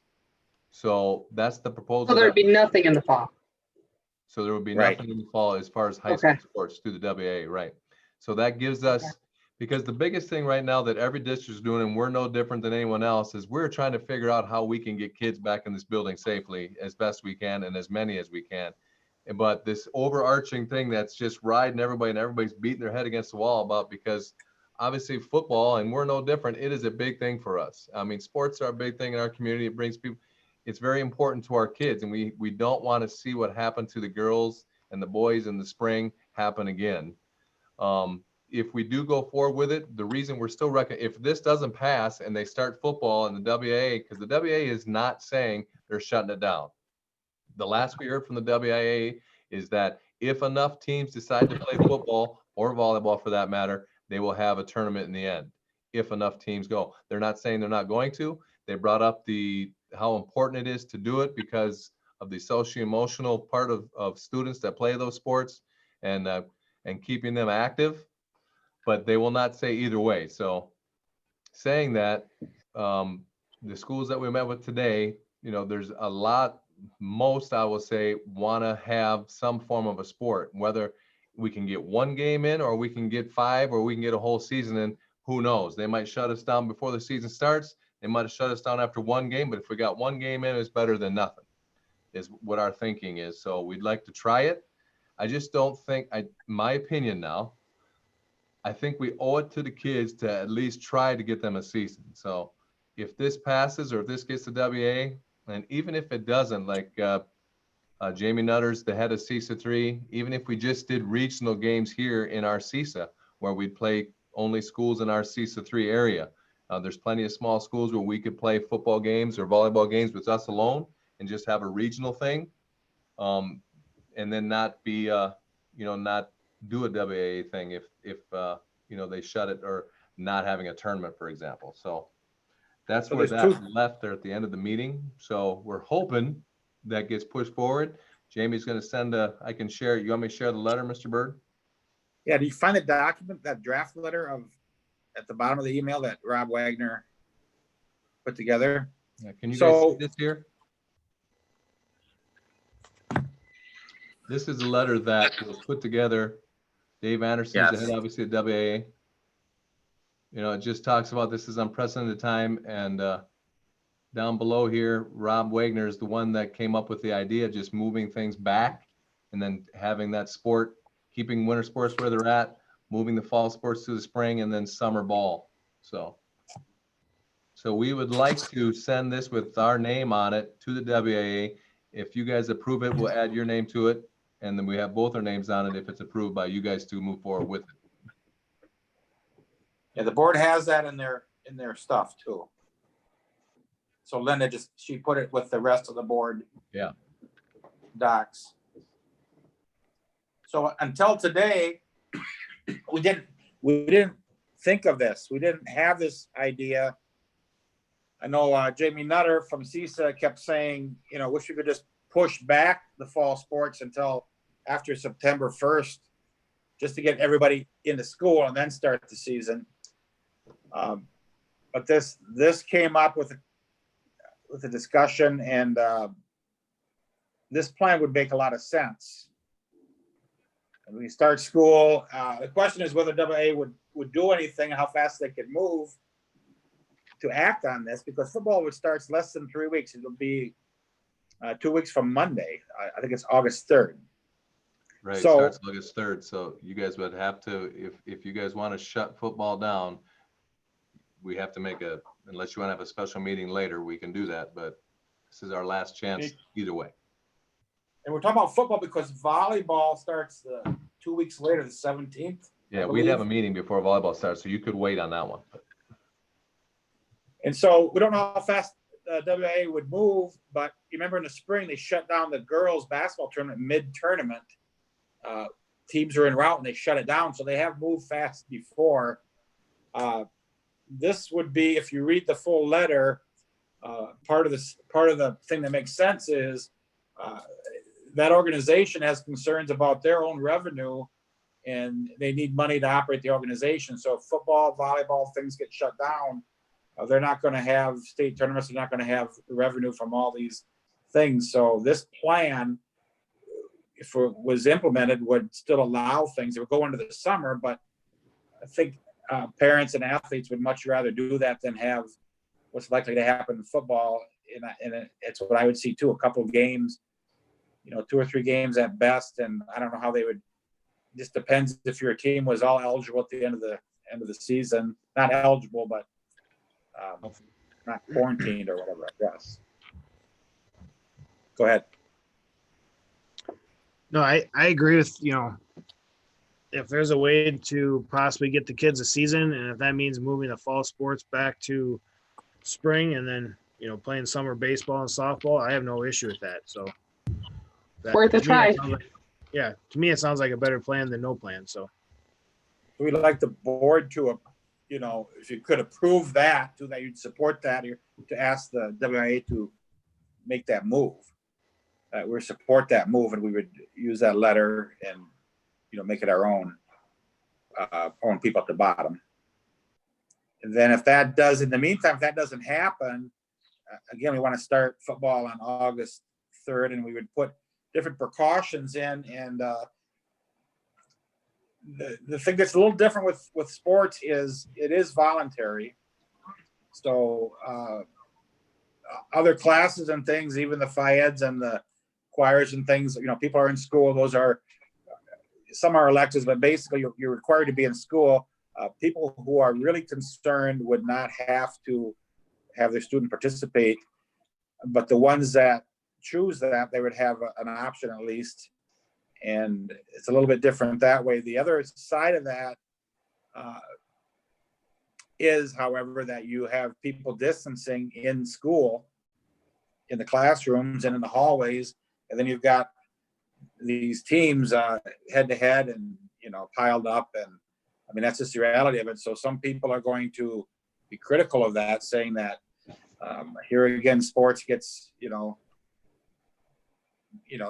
have a different set of rules. Well, I don't know that we have to cancel everything. If it becomes a problem and things escalate, then that'll just happen. It'll be canceled or quarantined for 14 days or longer. Yeah. On that note, as far as quarantine, one thing that is or could be frustrating for someone is the protocols that are in place if someone is quarantined. To give you an example, that is someone that may not have COVID but lives with someone that does is actually quarantined longer. So for example, let's say we're in the middle of volleyball season and Meg, my daughter, who's a junior this year, does not have COVID, but my middle daughter, Kate, got it. All right. So then Meg would be home, obviously quarantined because she's obviously directly in contact with Kate. So Kate would be quarantined for 10 days to 2 weeks, right? Well, she wouldn't be able to go back to school until she is symptom free for 3 days after her last symptom. And that's around 2 weeks. So in that whole time, Meg is also home, but then Meg's quarantine would start after that. So hers would start and go for 10 days after the 3 days of non-symptoms for Kate. So technically what would happen was Meg would miss up to 24 days of that season and she might never ever get the virus. So that's extremely, can you imagine how, if it was your kid or a kid, for any kid for that matter, it's their favorite sport, they're playing it, they don't get the COVID, but they have to miss 24 days of the season. So to me, it's another win-win to try to move this back till we find out more about it, and hopefully the protocols change. But that's really tough for an athlete to have to miss that, especially like a football season where, as you know, it's a short season. There's only so many games. You're only playing one a week at most.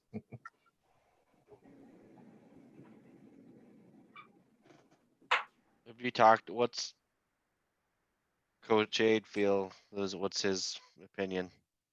Coach A would love if this change happened. It would be great for our football team. I just think the more we can wait and the more we find out, and if we get a vaccine, that means they can have a full season, not have to worry about quarantining anyone. And it'd be awesome. Wrestling is the one that's, right now, there's no way wrestling would happen if we go as is. And we don't know, even if in January, if nothing changes, might not have winter sports, we don't know. But as you know, wrestling, with the contact that wrestling has, football and wrestling are the two biggest ones. Obviously, there's sports that we don't have that are a lot, golf and, cross country, or, they're calling those minimum risks. And then basketball is a medium risk, volleyball is a medium risk, wrestling, football, high risk, softball, baseball, medium risk. So we would need the WIA to, WIA is not shutting anything down yet. Correct. But 31 schools basically in our area, which are basically, you're saying are on board with this. No one's We're jumping up. asking WA to do this, and then we're also contacting all the other schools through the CISAs. There's 11 CISAs, or 11 or 12 CISA organizations. So Jamie Nutter, our director, is going to send it to those directors. We're also asking the county health agencies to jump on board and endorse this plan too, to put more pressure on, this is the only plan that makes sense. Let's just hold off sports, until the midwinter, and then we can get them all in, maybe. But otherwise we'll start football, but almost surely it's not going to finish. Probably. I mean, the way it looks now, it's not going to. We might not be able to finish football or volleyball and have, in a real reality, no one on either team gets COVID, but still may not be able to have a season. Right. Depending on teams we play. And even moving back, it might not change. We're not saying moving it back, we're guaranteeing anything, but it just gives us a lot better chance, we hope.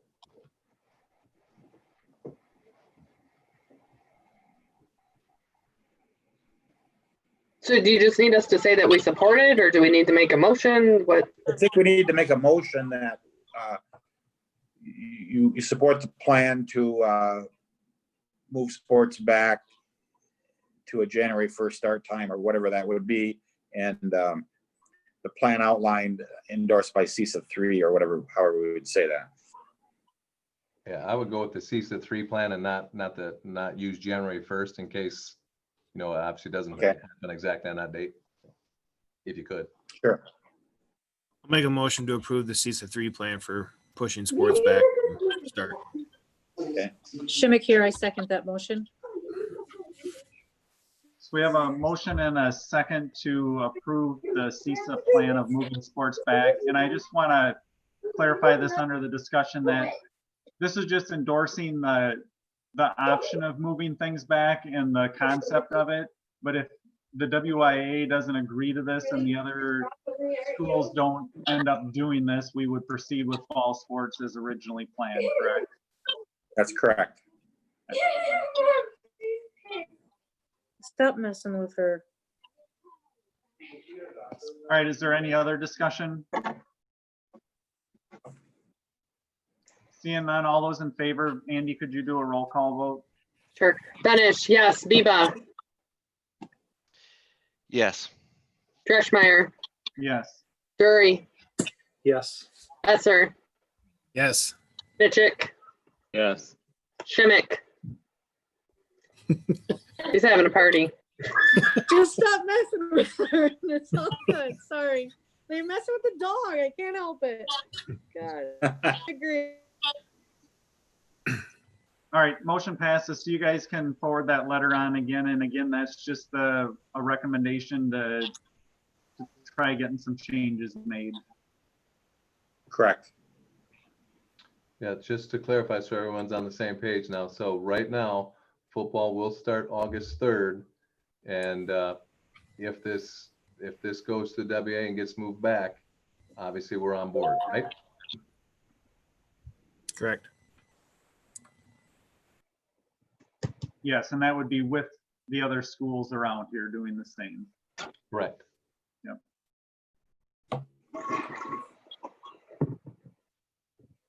All right. The next item then still under B is approving student handbooks. Josh, do you want to go through those?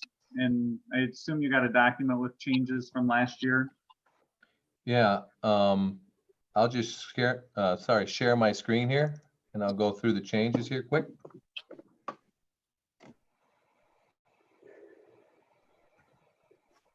Can you guys all see that? Give me a thumbs up. Can you guys see this? Not yet. Not Nothing? yet.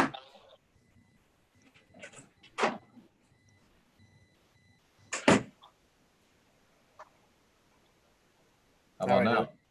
Yep, Everybody's got her? I see Now, it. the only thing that, there's very little that I changed in the handbooks, except for the fact I have a little tidbits that I'll go through here, but we do have to make different policy changes because as you know, you just approved the Neola changes. So our handbooks that reference policy had our old numbers on those.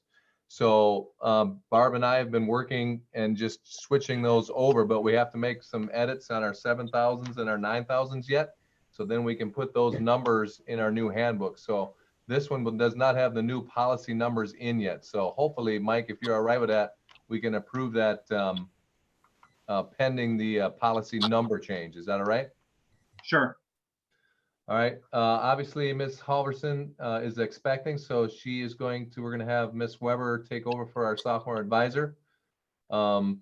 Pustina, Gary Pustina is going to step down as the softball coach right now. Ms. Carissa Minky also is stepping down, so we'll be looking for a new assistant for our softball. I think we have someone in mind, but we'll take care of that. I'm going to skip the stuff that's old, if that's all right, and just go down to any changes. If anyone wants any clarification on anything, just let me know. But right here, the tardies, I want to move this from 3 to 2. 2 unexcused tardy result in a student being sent to my office. Where I'll obviously give the action. That's basically what it is. I keep them after school, but I don't want to use 3. I like 2 instead. Our grading system is the same. These are just some dates that you guys approved previously as far as conferences, things like that. Report cards, as you know, are electronically. I just want to make sure that's in the handbook. Credits that they need, that has not changed.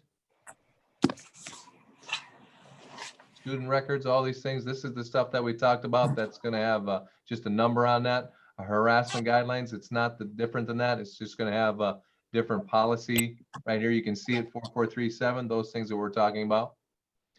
You guys already approved these things as far as our extracurricular activities and our maximum per family. You guys already approved that, but we make sure we put that in the handbook so they have it. Breakfast and lunch program, I'm keeping this in there the way it was. Our cost didn't change, things like that. The changes you already approved. However, if there's something different, as we talked about before, if someone's virtually, something like that, obviously that will reflect that. But obviously right now we don't know.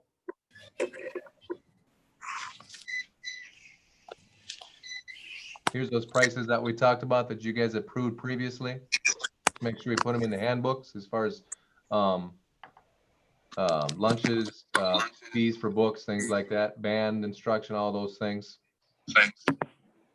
This is here, that's something that might be different, but I wanted to put it in there in case obviously we have it approved, but right now, as I mentioned before, we're looking at probably jimmying the schedules a little bit. So if you don't mind, I'll leave this in there as is until we know what it is. I can bring that back. Obviously, we have one more meeting before school starts. If we have a better understanding of what middle school, for example, might be different, this is just high school, but obviously, if there's a safer way to put kids in the hallways and stagger that, we're going to look at that. So the schedule might be a little different than what you're seeing here. But right now, this is where it is. These are just consequences. This is no change here for obviously disciplinary things. Electronic devices, you know, that's the same as it was previously, but obviously, again, those policy numbers. So not much at all changed or different other than the fact that we need to add those policy numbers in there. So it's so if the handbook reflects the policies you guys approved. The other handbooks are just similar, very similar to that, obviously, other than the schedule and the grading for the lures. But other than that, that's all the changes. If you want, Mike, I can open the other 2 up, but there's not the same as what you're seeing. But if you need me to, by all means. Nope, that's fine if there aren't any changes. Any questions for me? Josh, forgive me for about the grading. These don't, or is that in the athletic one? About ineligibility? Mm-hmm. That's in the athletic one, yeah. Oh, okay. Well, do we, well, all right, because it does in the WIA right now. Didn't they specifically make changes for ineligibility? They did actually, Greg, you're right. The WAA waived anyone that may have last spring been and would be normally ineligible. They waived that by WAA for until the first grading period comes forward. So for example, we take our first one at 6 weeks. That would be waived until then. So if someone is ineligible now, they would technically be eligible again until that first 6 weeks of school. All right, I didn't know where that fit in, but I just was, guess I was just thinking of that, so I'll just be quiet. No, great question. That's important. So should we talk about that, Josh, when we get the activities handbook then? Yep. Okay.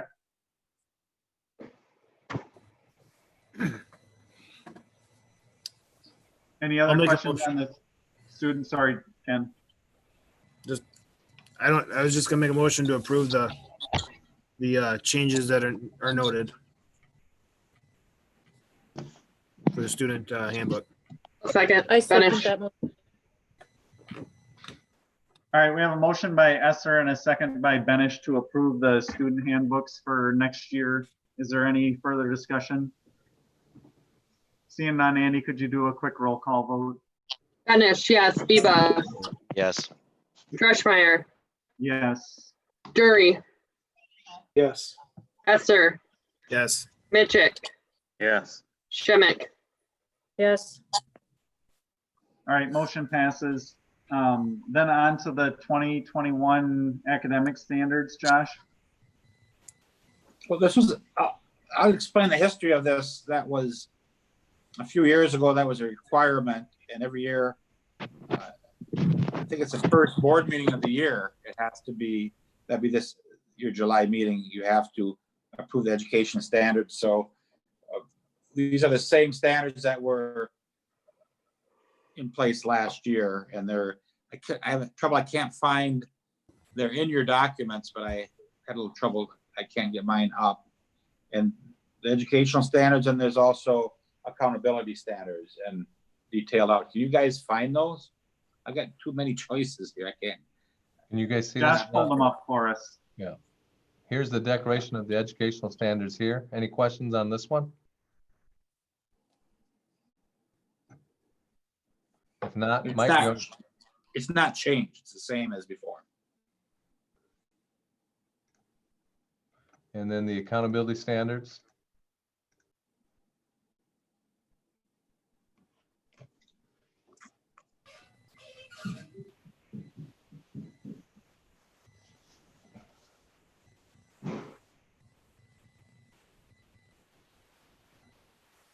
Okay.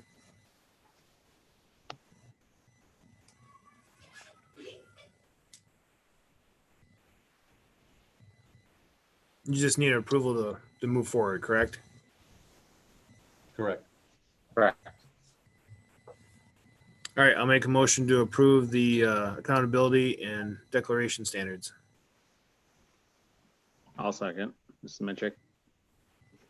A motion by Esser and a second by Mitchick to approve the 2021 academic standards and accountability report. Is there any discussion? Seeing none, Andy, could you do a quick roll call? Yes. Biba, Yes. Yes. Yes. Esser, Yes. Mitchick, Yeah. Schimick. yes, Okay, motion passes. The next item then is the activity. Yeah, this is what you guys had approved. And the you guys previous. had a few edits to this, Josh? Yeah, you remember we had discussion on one thing, everything was approved except you wanted one edit with a portion that I'll show you. And then as Greg mentioned that we had information come from the WA as far as no one being ineligible. I would like to add that you see D right here, that's add because of the COVID. I would like to shed an E there and say, so ineligible students would now, anyone ineligible last spring would now be eligible until first grading period. All right, and that's only for this year though. So I'll put it in there and as far as right here in E, if everyone's okay with that. And then the other one that we mentioned before we want to change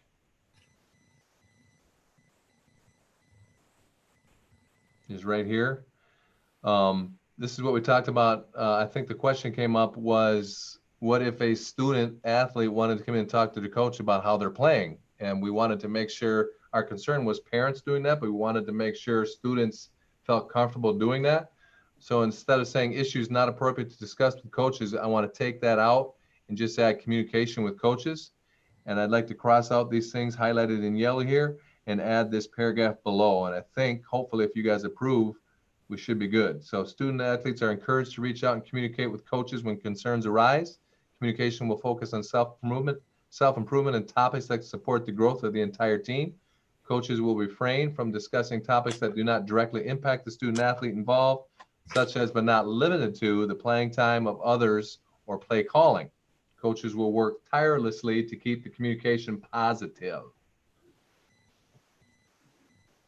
If you guys are all right, I think that covers it. I think Kenny, what do you think? Does that, I think you brought it up before about making it so parents or players would feel comfortable coming and talk to the coach. Hopefully this covers that. Yeah, from what I've read, I believe that covers a student athlete's concern, you know, if they want to talk to their coach about them and not, you know, obviously what you have listed there, but yeah. At least they can talk about themselves to the coach without not having to say it, you know, before how it read. So. Right. We still want students to make sure they understand, athletes understand that they can't go in and talk about, you know, other players, but definitely about what they're doing right, how they can get better. If it's a playing time concern, they can talk about that or what needs to happen for them to play more. Yes. Yep. I think that's it, Mike, on the edits. That sounds good. So then we'd need another motion to approve the final handbook here. I'll make a motion to approve with the changes noted. I'll second Benish. So we have a motion by Esser and a second by Benish to approve the activities handbook for next year. Is there any discussion? Seeing none, all those in favor, Andy, could you do a roll call quick? Benish, yes. Biba, Yes. Dreschmeyer, Yes. Drury, Yes. Esser, Yes. Mitchick, Yes. Schimick,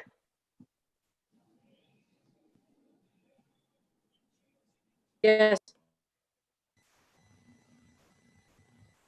All right, motion passes. Josh, the yearbook fundraiser, do you want to do that now then? Can we please? That'd be great. Yep.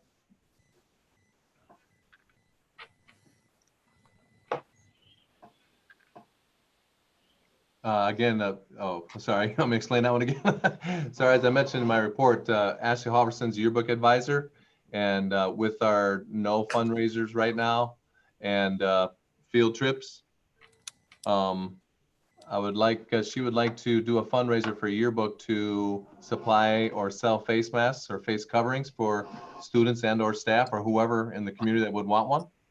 So obviously, Will she be go ahead. purchasing them somewhere? Is it from a company? What's the? Right. RBS, she's got two different companies she's looking at, and she just actually emailed me about an hour ago, right before the board meeting started, that she has two different samples to show me that are from reputable companies. Okay. Because I think a school right next to us did order a bunch of them, and they found out they were not good. So luckily they were able to take them back. So she's running them through Sharon Frederick to make sure they're our nurse to make sure they're quality. Okay. I'll make a motion to approve. Shimmick here, I'll second. We have a motion and a second, motion by Benish and a second by Shimmick to approve the yearbook fundraiser. Is there any discussion? Seeing none, Andy, could you run through the roll call quick? Benish, yes. Biba, Yes. Drushmeyer, Yes. Drury, Yes. Esser, Yes. Mitchick, Yes. Shimmick. Yes. All right, motion passes. Next item then is the final fiscal year 20 line item adjustments. Okay, before I go through the adjustments, we'll do those last. But just, these are some things you've seen before, these other documents. And she's got some details Nancy has on these, but basically,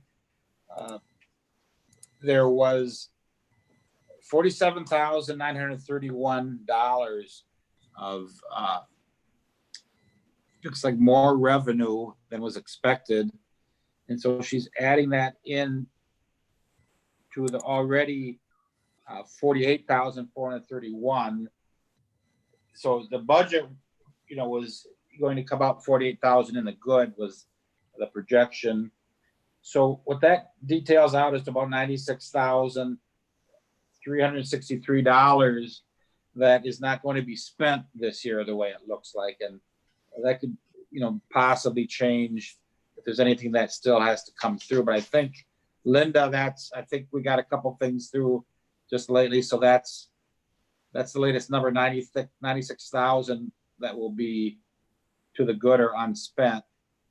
So the next item is to transfer to Fund 46. So we'll take a chunk of that and we'll put that in Fund 46, and I'll explain that later on. But if you want to look at the function totals, and these are the way there would be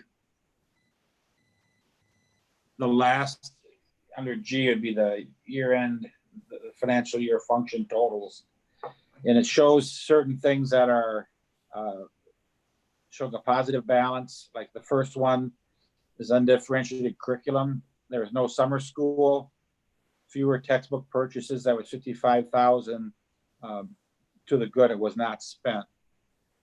Go to a different one, Josh. That's the. Can you go to? You want function totals? Yep. That one? Yes. That one. This one you're looking at? Yes. And she's got the comments on there.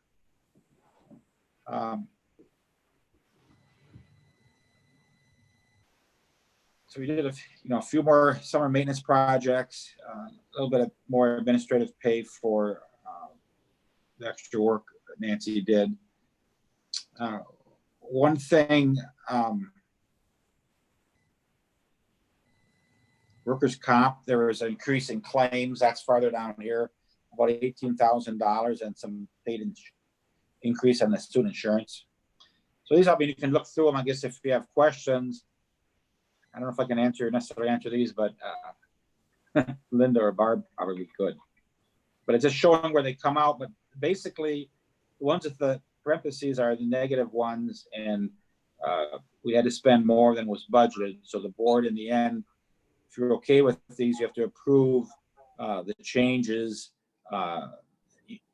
in these year-end account values. So my only question on this, Bryce, is if we do move the 50,000 to Fund 46, where does that come out of here? And is that accounted for in these function totals, or is it a different? No, it's on the previous page. There's almost a little over 96,000 that would increase in the fund balance. These would be zeroed. I mean, the balances here.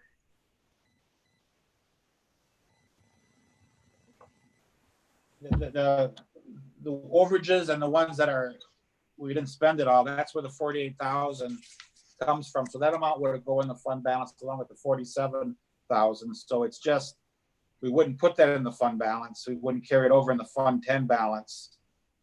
and it would go into Fund 46. And also, that whatever amount we put in there, we get aided on for next year. So if you put 50,000 in, let's just use 30%, just for simplicity, that would offset.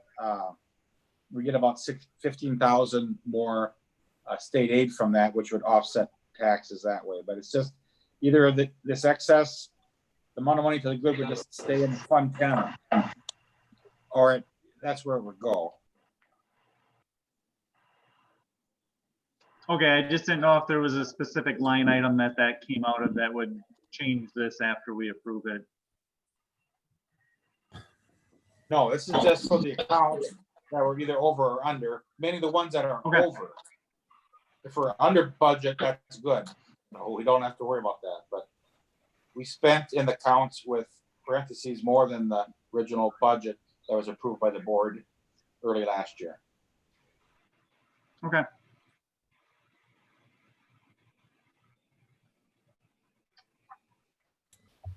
I'll make a motion to approve. Esser. Schimick, Carol, second. We have a motion by Esser and a second by Schimick to approve the final fiscal year 20 budget line item adjustments. Is there any discussion? Seeing none, Andy, could you do a roll call vote? Benish, yes. Biba, Yes. Dreschmeyer, Yes. Drury, Yes. Esser, Yes. Mitchick, Yes. Schimick. Yes. All right, motion passes. Then the next item here is the transfer to Fund 46. And the recommendation here is to put 50,000 into that. And again, the Fund 46 is kind of a maintenance fund that we can put the money in now. It counts as being spent in this fiscal year, so we get aid on it. And then in a couple years, it's available for maintenance work. Correct. And you might want to, like Lynn and I talked, that sometimes you make the motion up to 50,000. That way, if anything else has changed and we think we're going to be shorted for whatever reason, we have until the end of July to put the money in here. So we've got a couple weeks on that. But if you made the motion up to 50,000, we probably would put 50 in. That still leaves about 46 going to fund balance. And there may be some additional costs next year. So that's not all bad.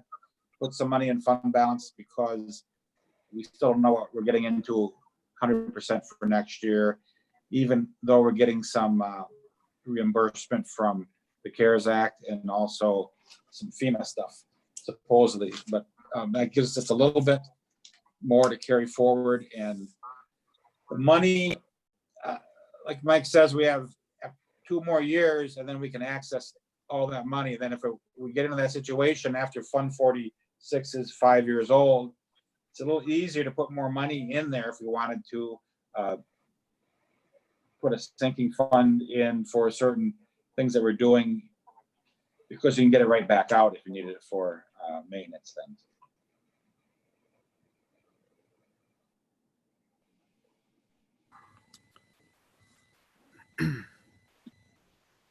I'll make a motion to approve up to 50,000 being transferred to the Fund maintenance 46. fund. Yeah, Fund 46. This is Metric, all second. So we have a motion by Esser and a second by Mitchick to approve up to 50,000 to transfer to Fund 46. Is there any discussion? Seeing none, Andy, could you do a roll call? Benish, yes. Biba, Yes. Dreschmeyer, Yes. Drury, Yes. Esser, Yes. Mitchick, Yes. Schimick. Yes. All right, motion passes. Next item is approving a middle school ELA teacher contract. Do we have somebody there, Josh? Yeah, we have we did interviews week before last, and I have a candidate that is, I'd recommend to the board. Her name is Monica Schwartzoff. She lives in Dodgeville. previously taught in Iowa, so has experience in the middle school level with ELA. So I was very pleased that we were we had actually more than one interview that was a good interview. So I was very pleased that we had options this year. And sometimes, as you guys know, that can be tough to find. So Monica Schwartzoff Did you is fold our that laundry? candidate. Get it folded. Landon, get it out of the fucking house. Don't, I don't want to see.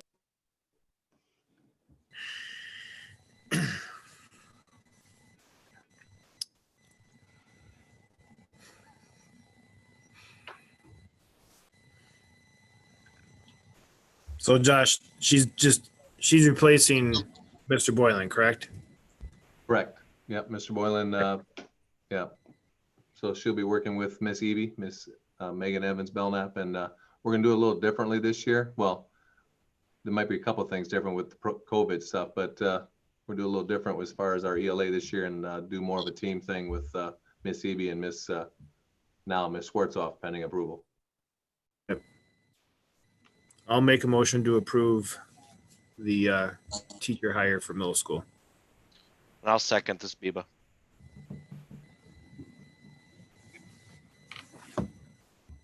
A motion by Esther and a second by Biba to approve the middle school teacher contract. Is there any discussion? Seeing none, all those in favor, Andy, can you do a roll call quick? Benish, yes. Biba, Yes. Dreschmeyer, Yes. Drury, Yes. Esser, Yes. Mitchick, Yes. Dimick. Yes. All right, motion passes.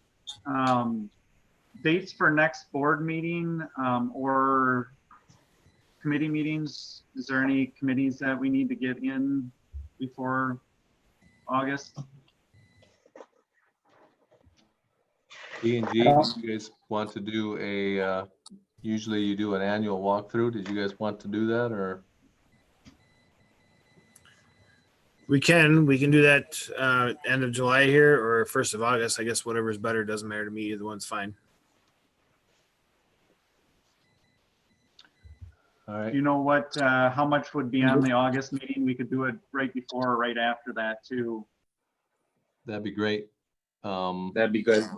And that'd be on the 12th of August? Yep, August 12th. How about, can you guys be here by 5 on that day or no? Yeah, I should be able to. Or do we need an hour? I guess, are you guys My- planning on staying here for the meeting then or no? I guess would. that's the question. Are we going back to having regular board meetings at school or are we still doing virtual? I think, Mr. Bird, you mentioned you'd like to, if people were comfortable, have the option to come in, but Yeah, we could do blended, but yeah, we come in if people are still not comfortable and we can space out 6 feet in the library or where, is that what it usually is? Yep. And we had a blended one just before when this all started and it worked real well. Do we have to wear a mask? on your way in, you have to wear a We'll mask. have to in and out of the school. What Don't about, you have to wear a mask all day, Katrina? You don't? what about the community? If we're in, are they in following protocol? You know what I'm saying? Or is it, or do they participate through Zoom?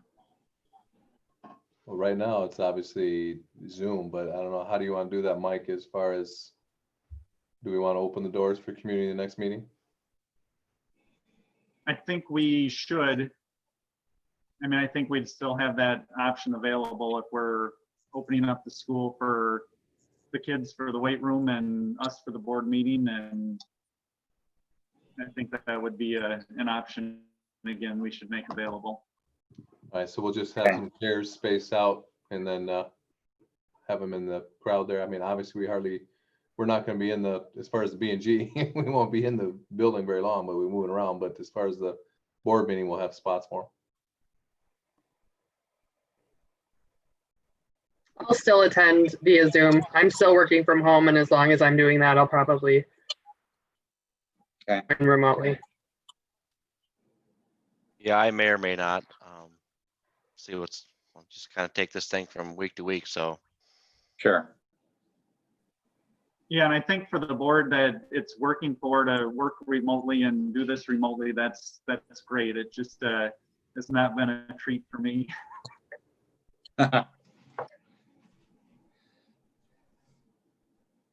Okay, so we'll meet at 5 o'clock with Building and Grounds on the 12th, with board meeting at 6 in the library. Correct.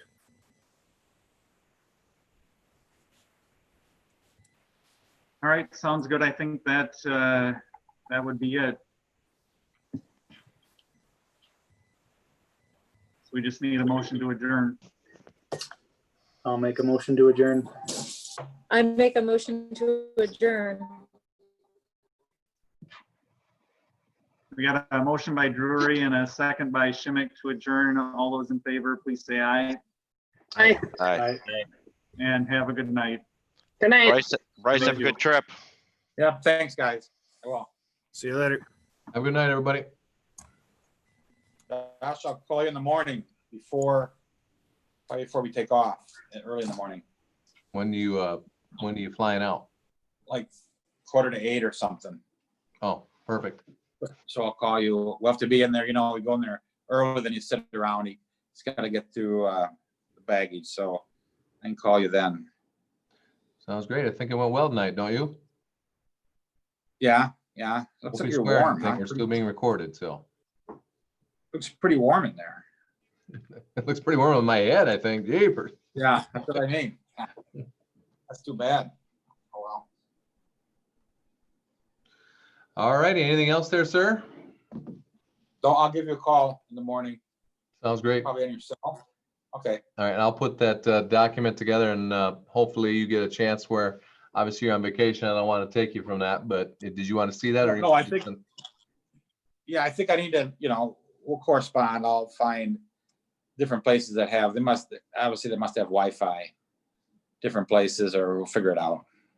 Sounds great. I think chance to get Wi-Fi easier than cell service. I'm not sure. I don't really know, but I'll get a hold of you a few times. Gotcha. All right. Nice job tonight. Thank Thanks you. for your help. You bet. Have a good trip. I will. Bye. See ya.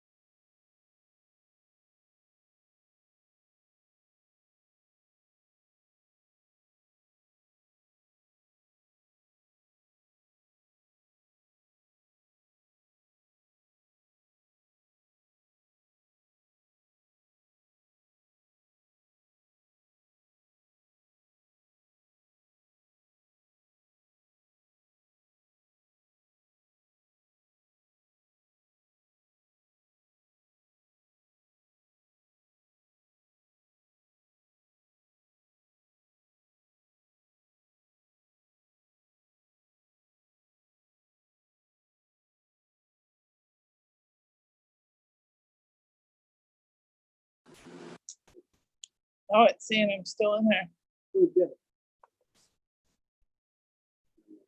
Here. Yeah, on there. Point. They like to have, well, start later maybe if it hits gas.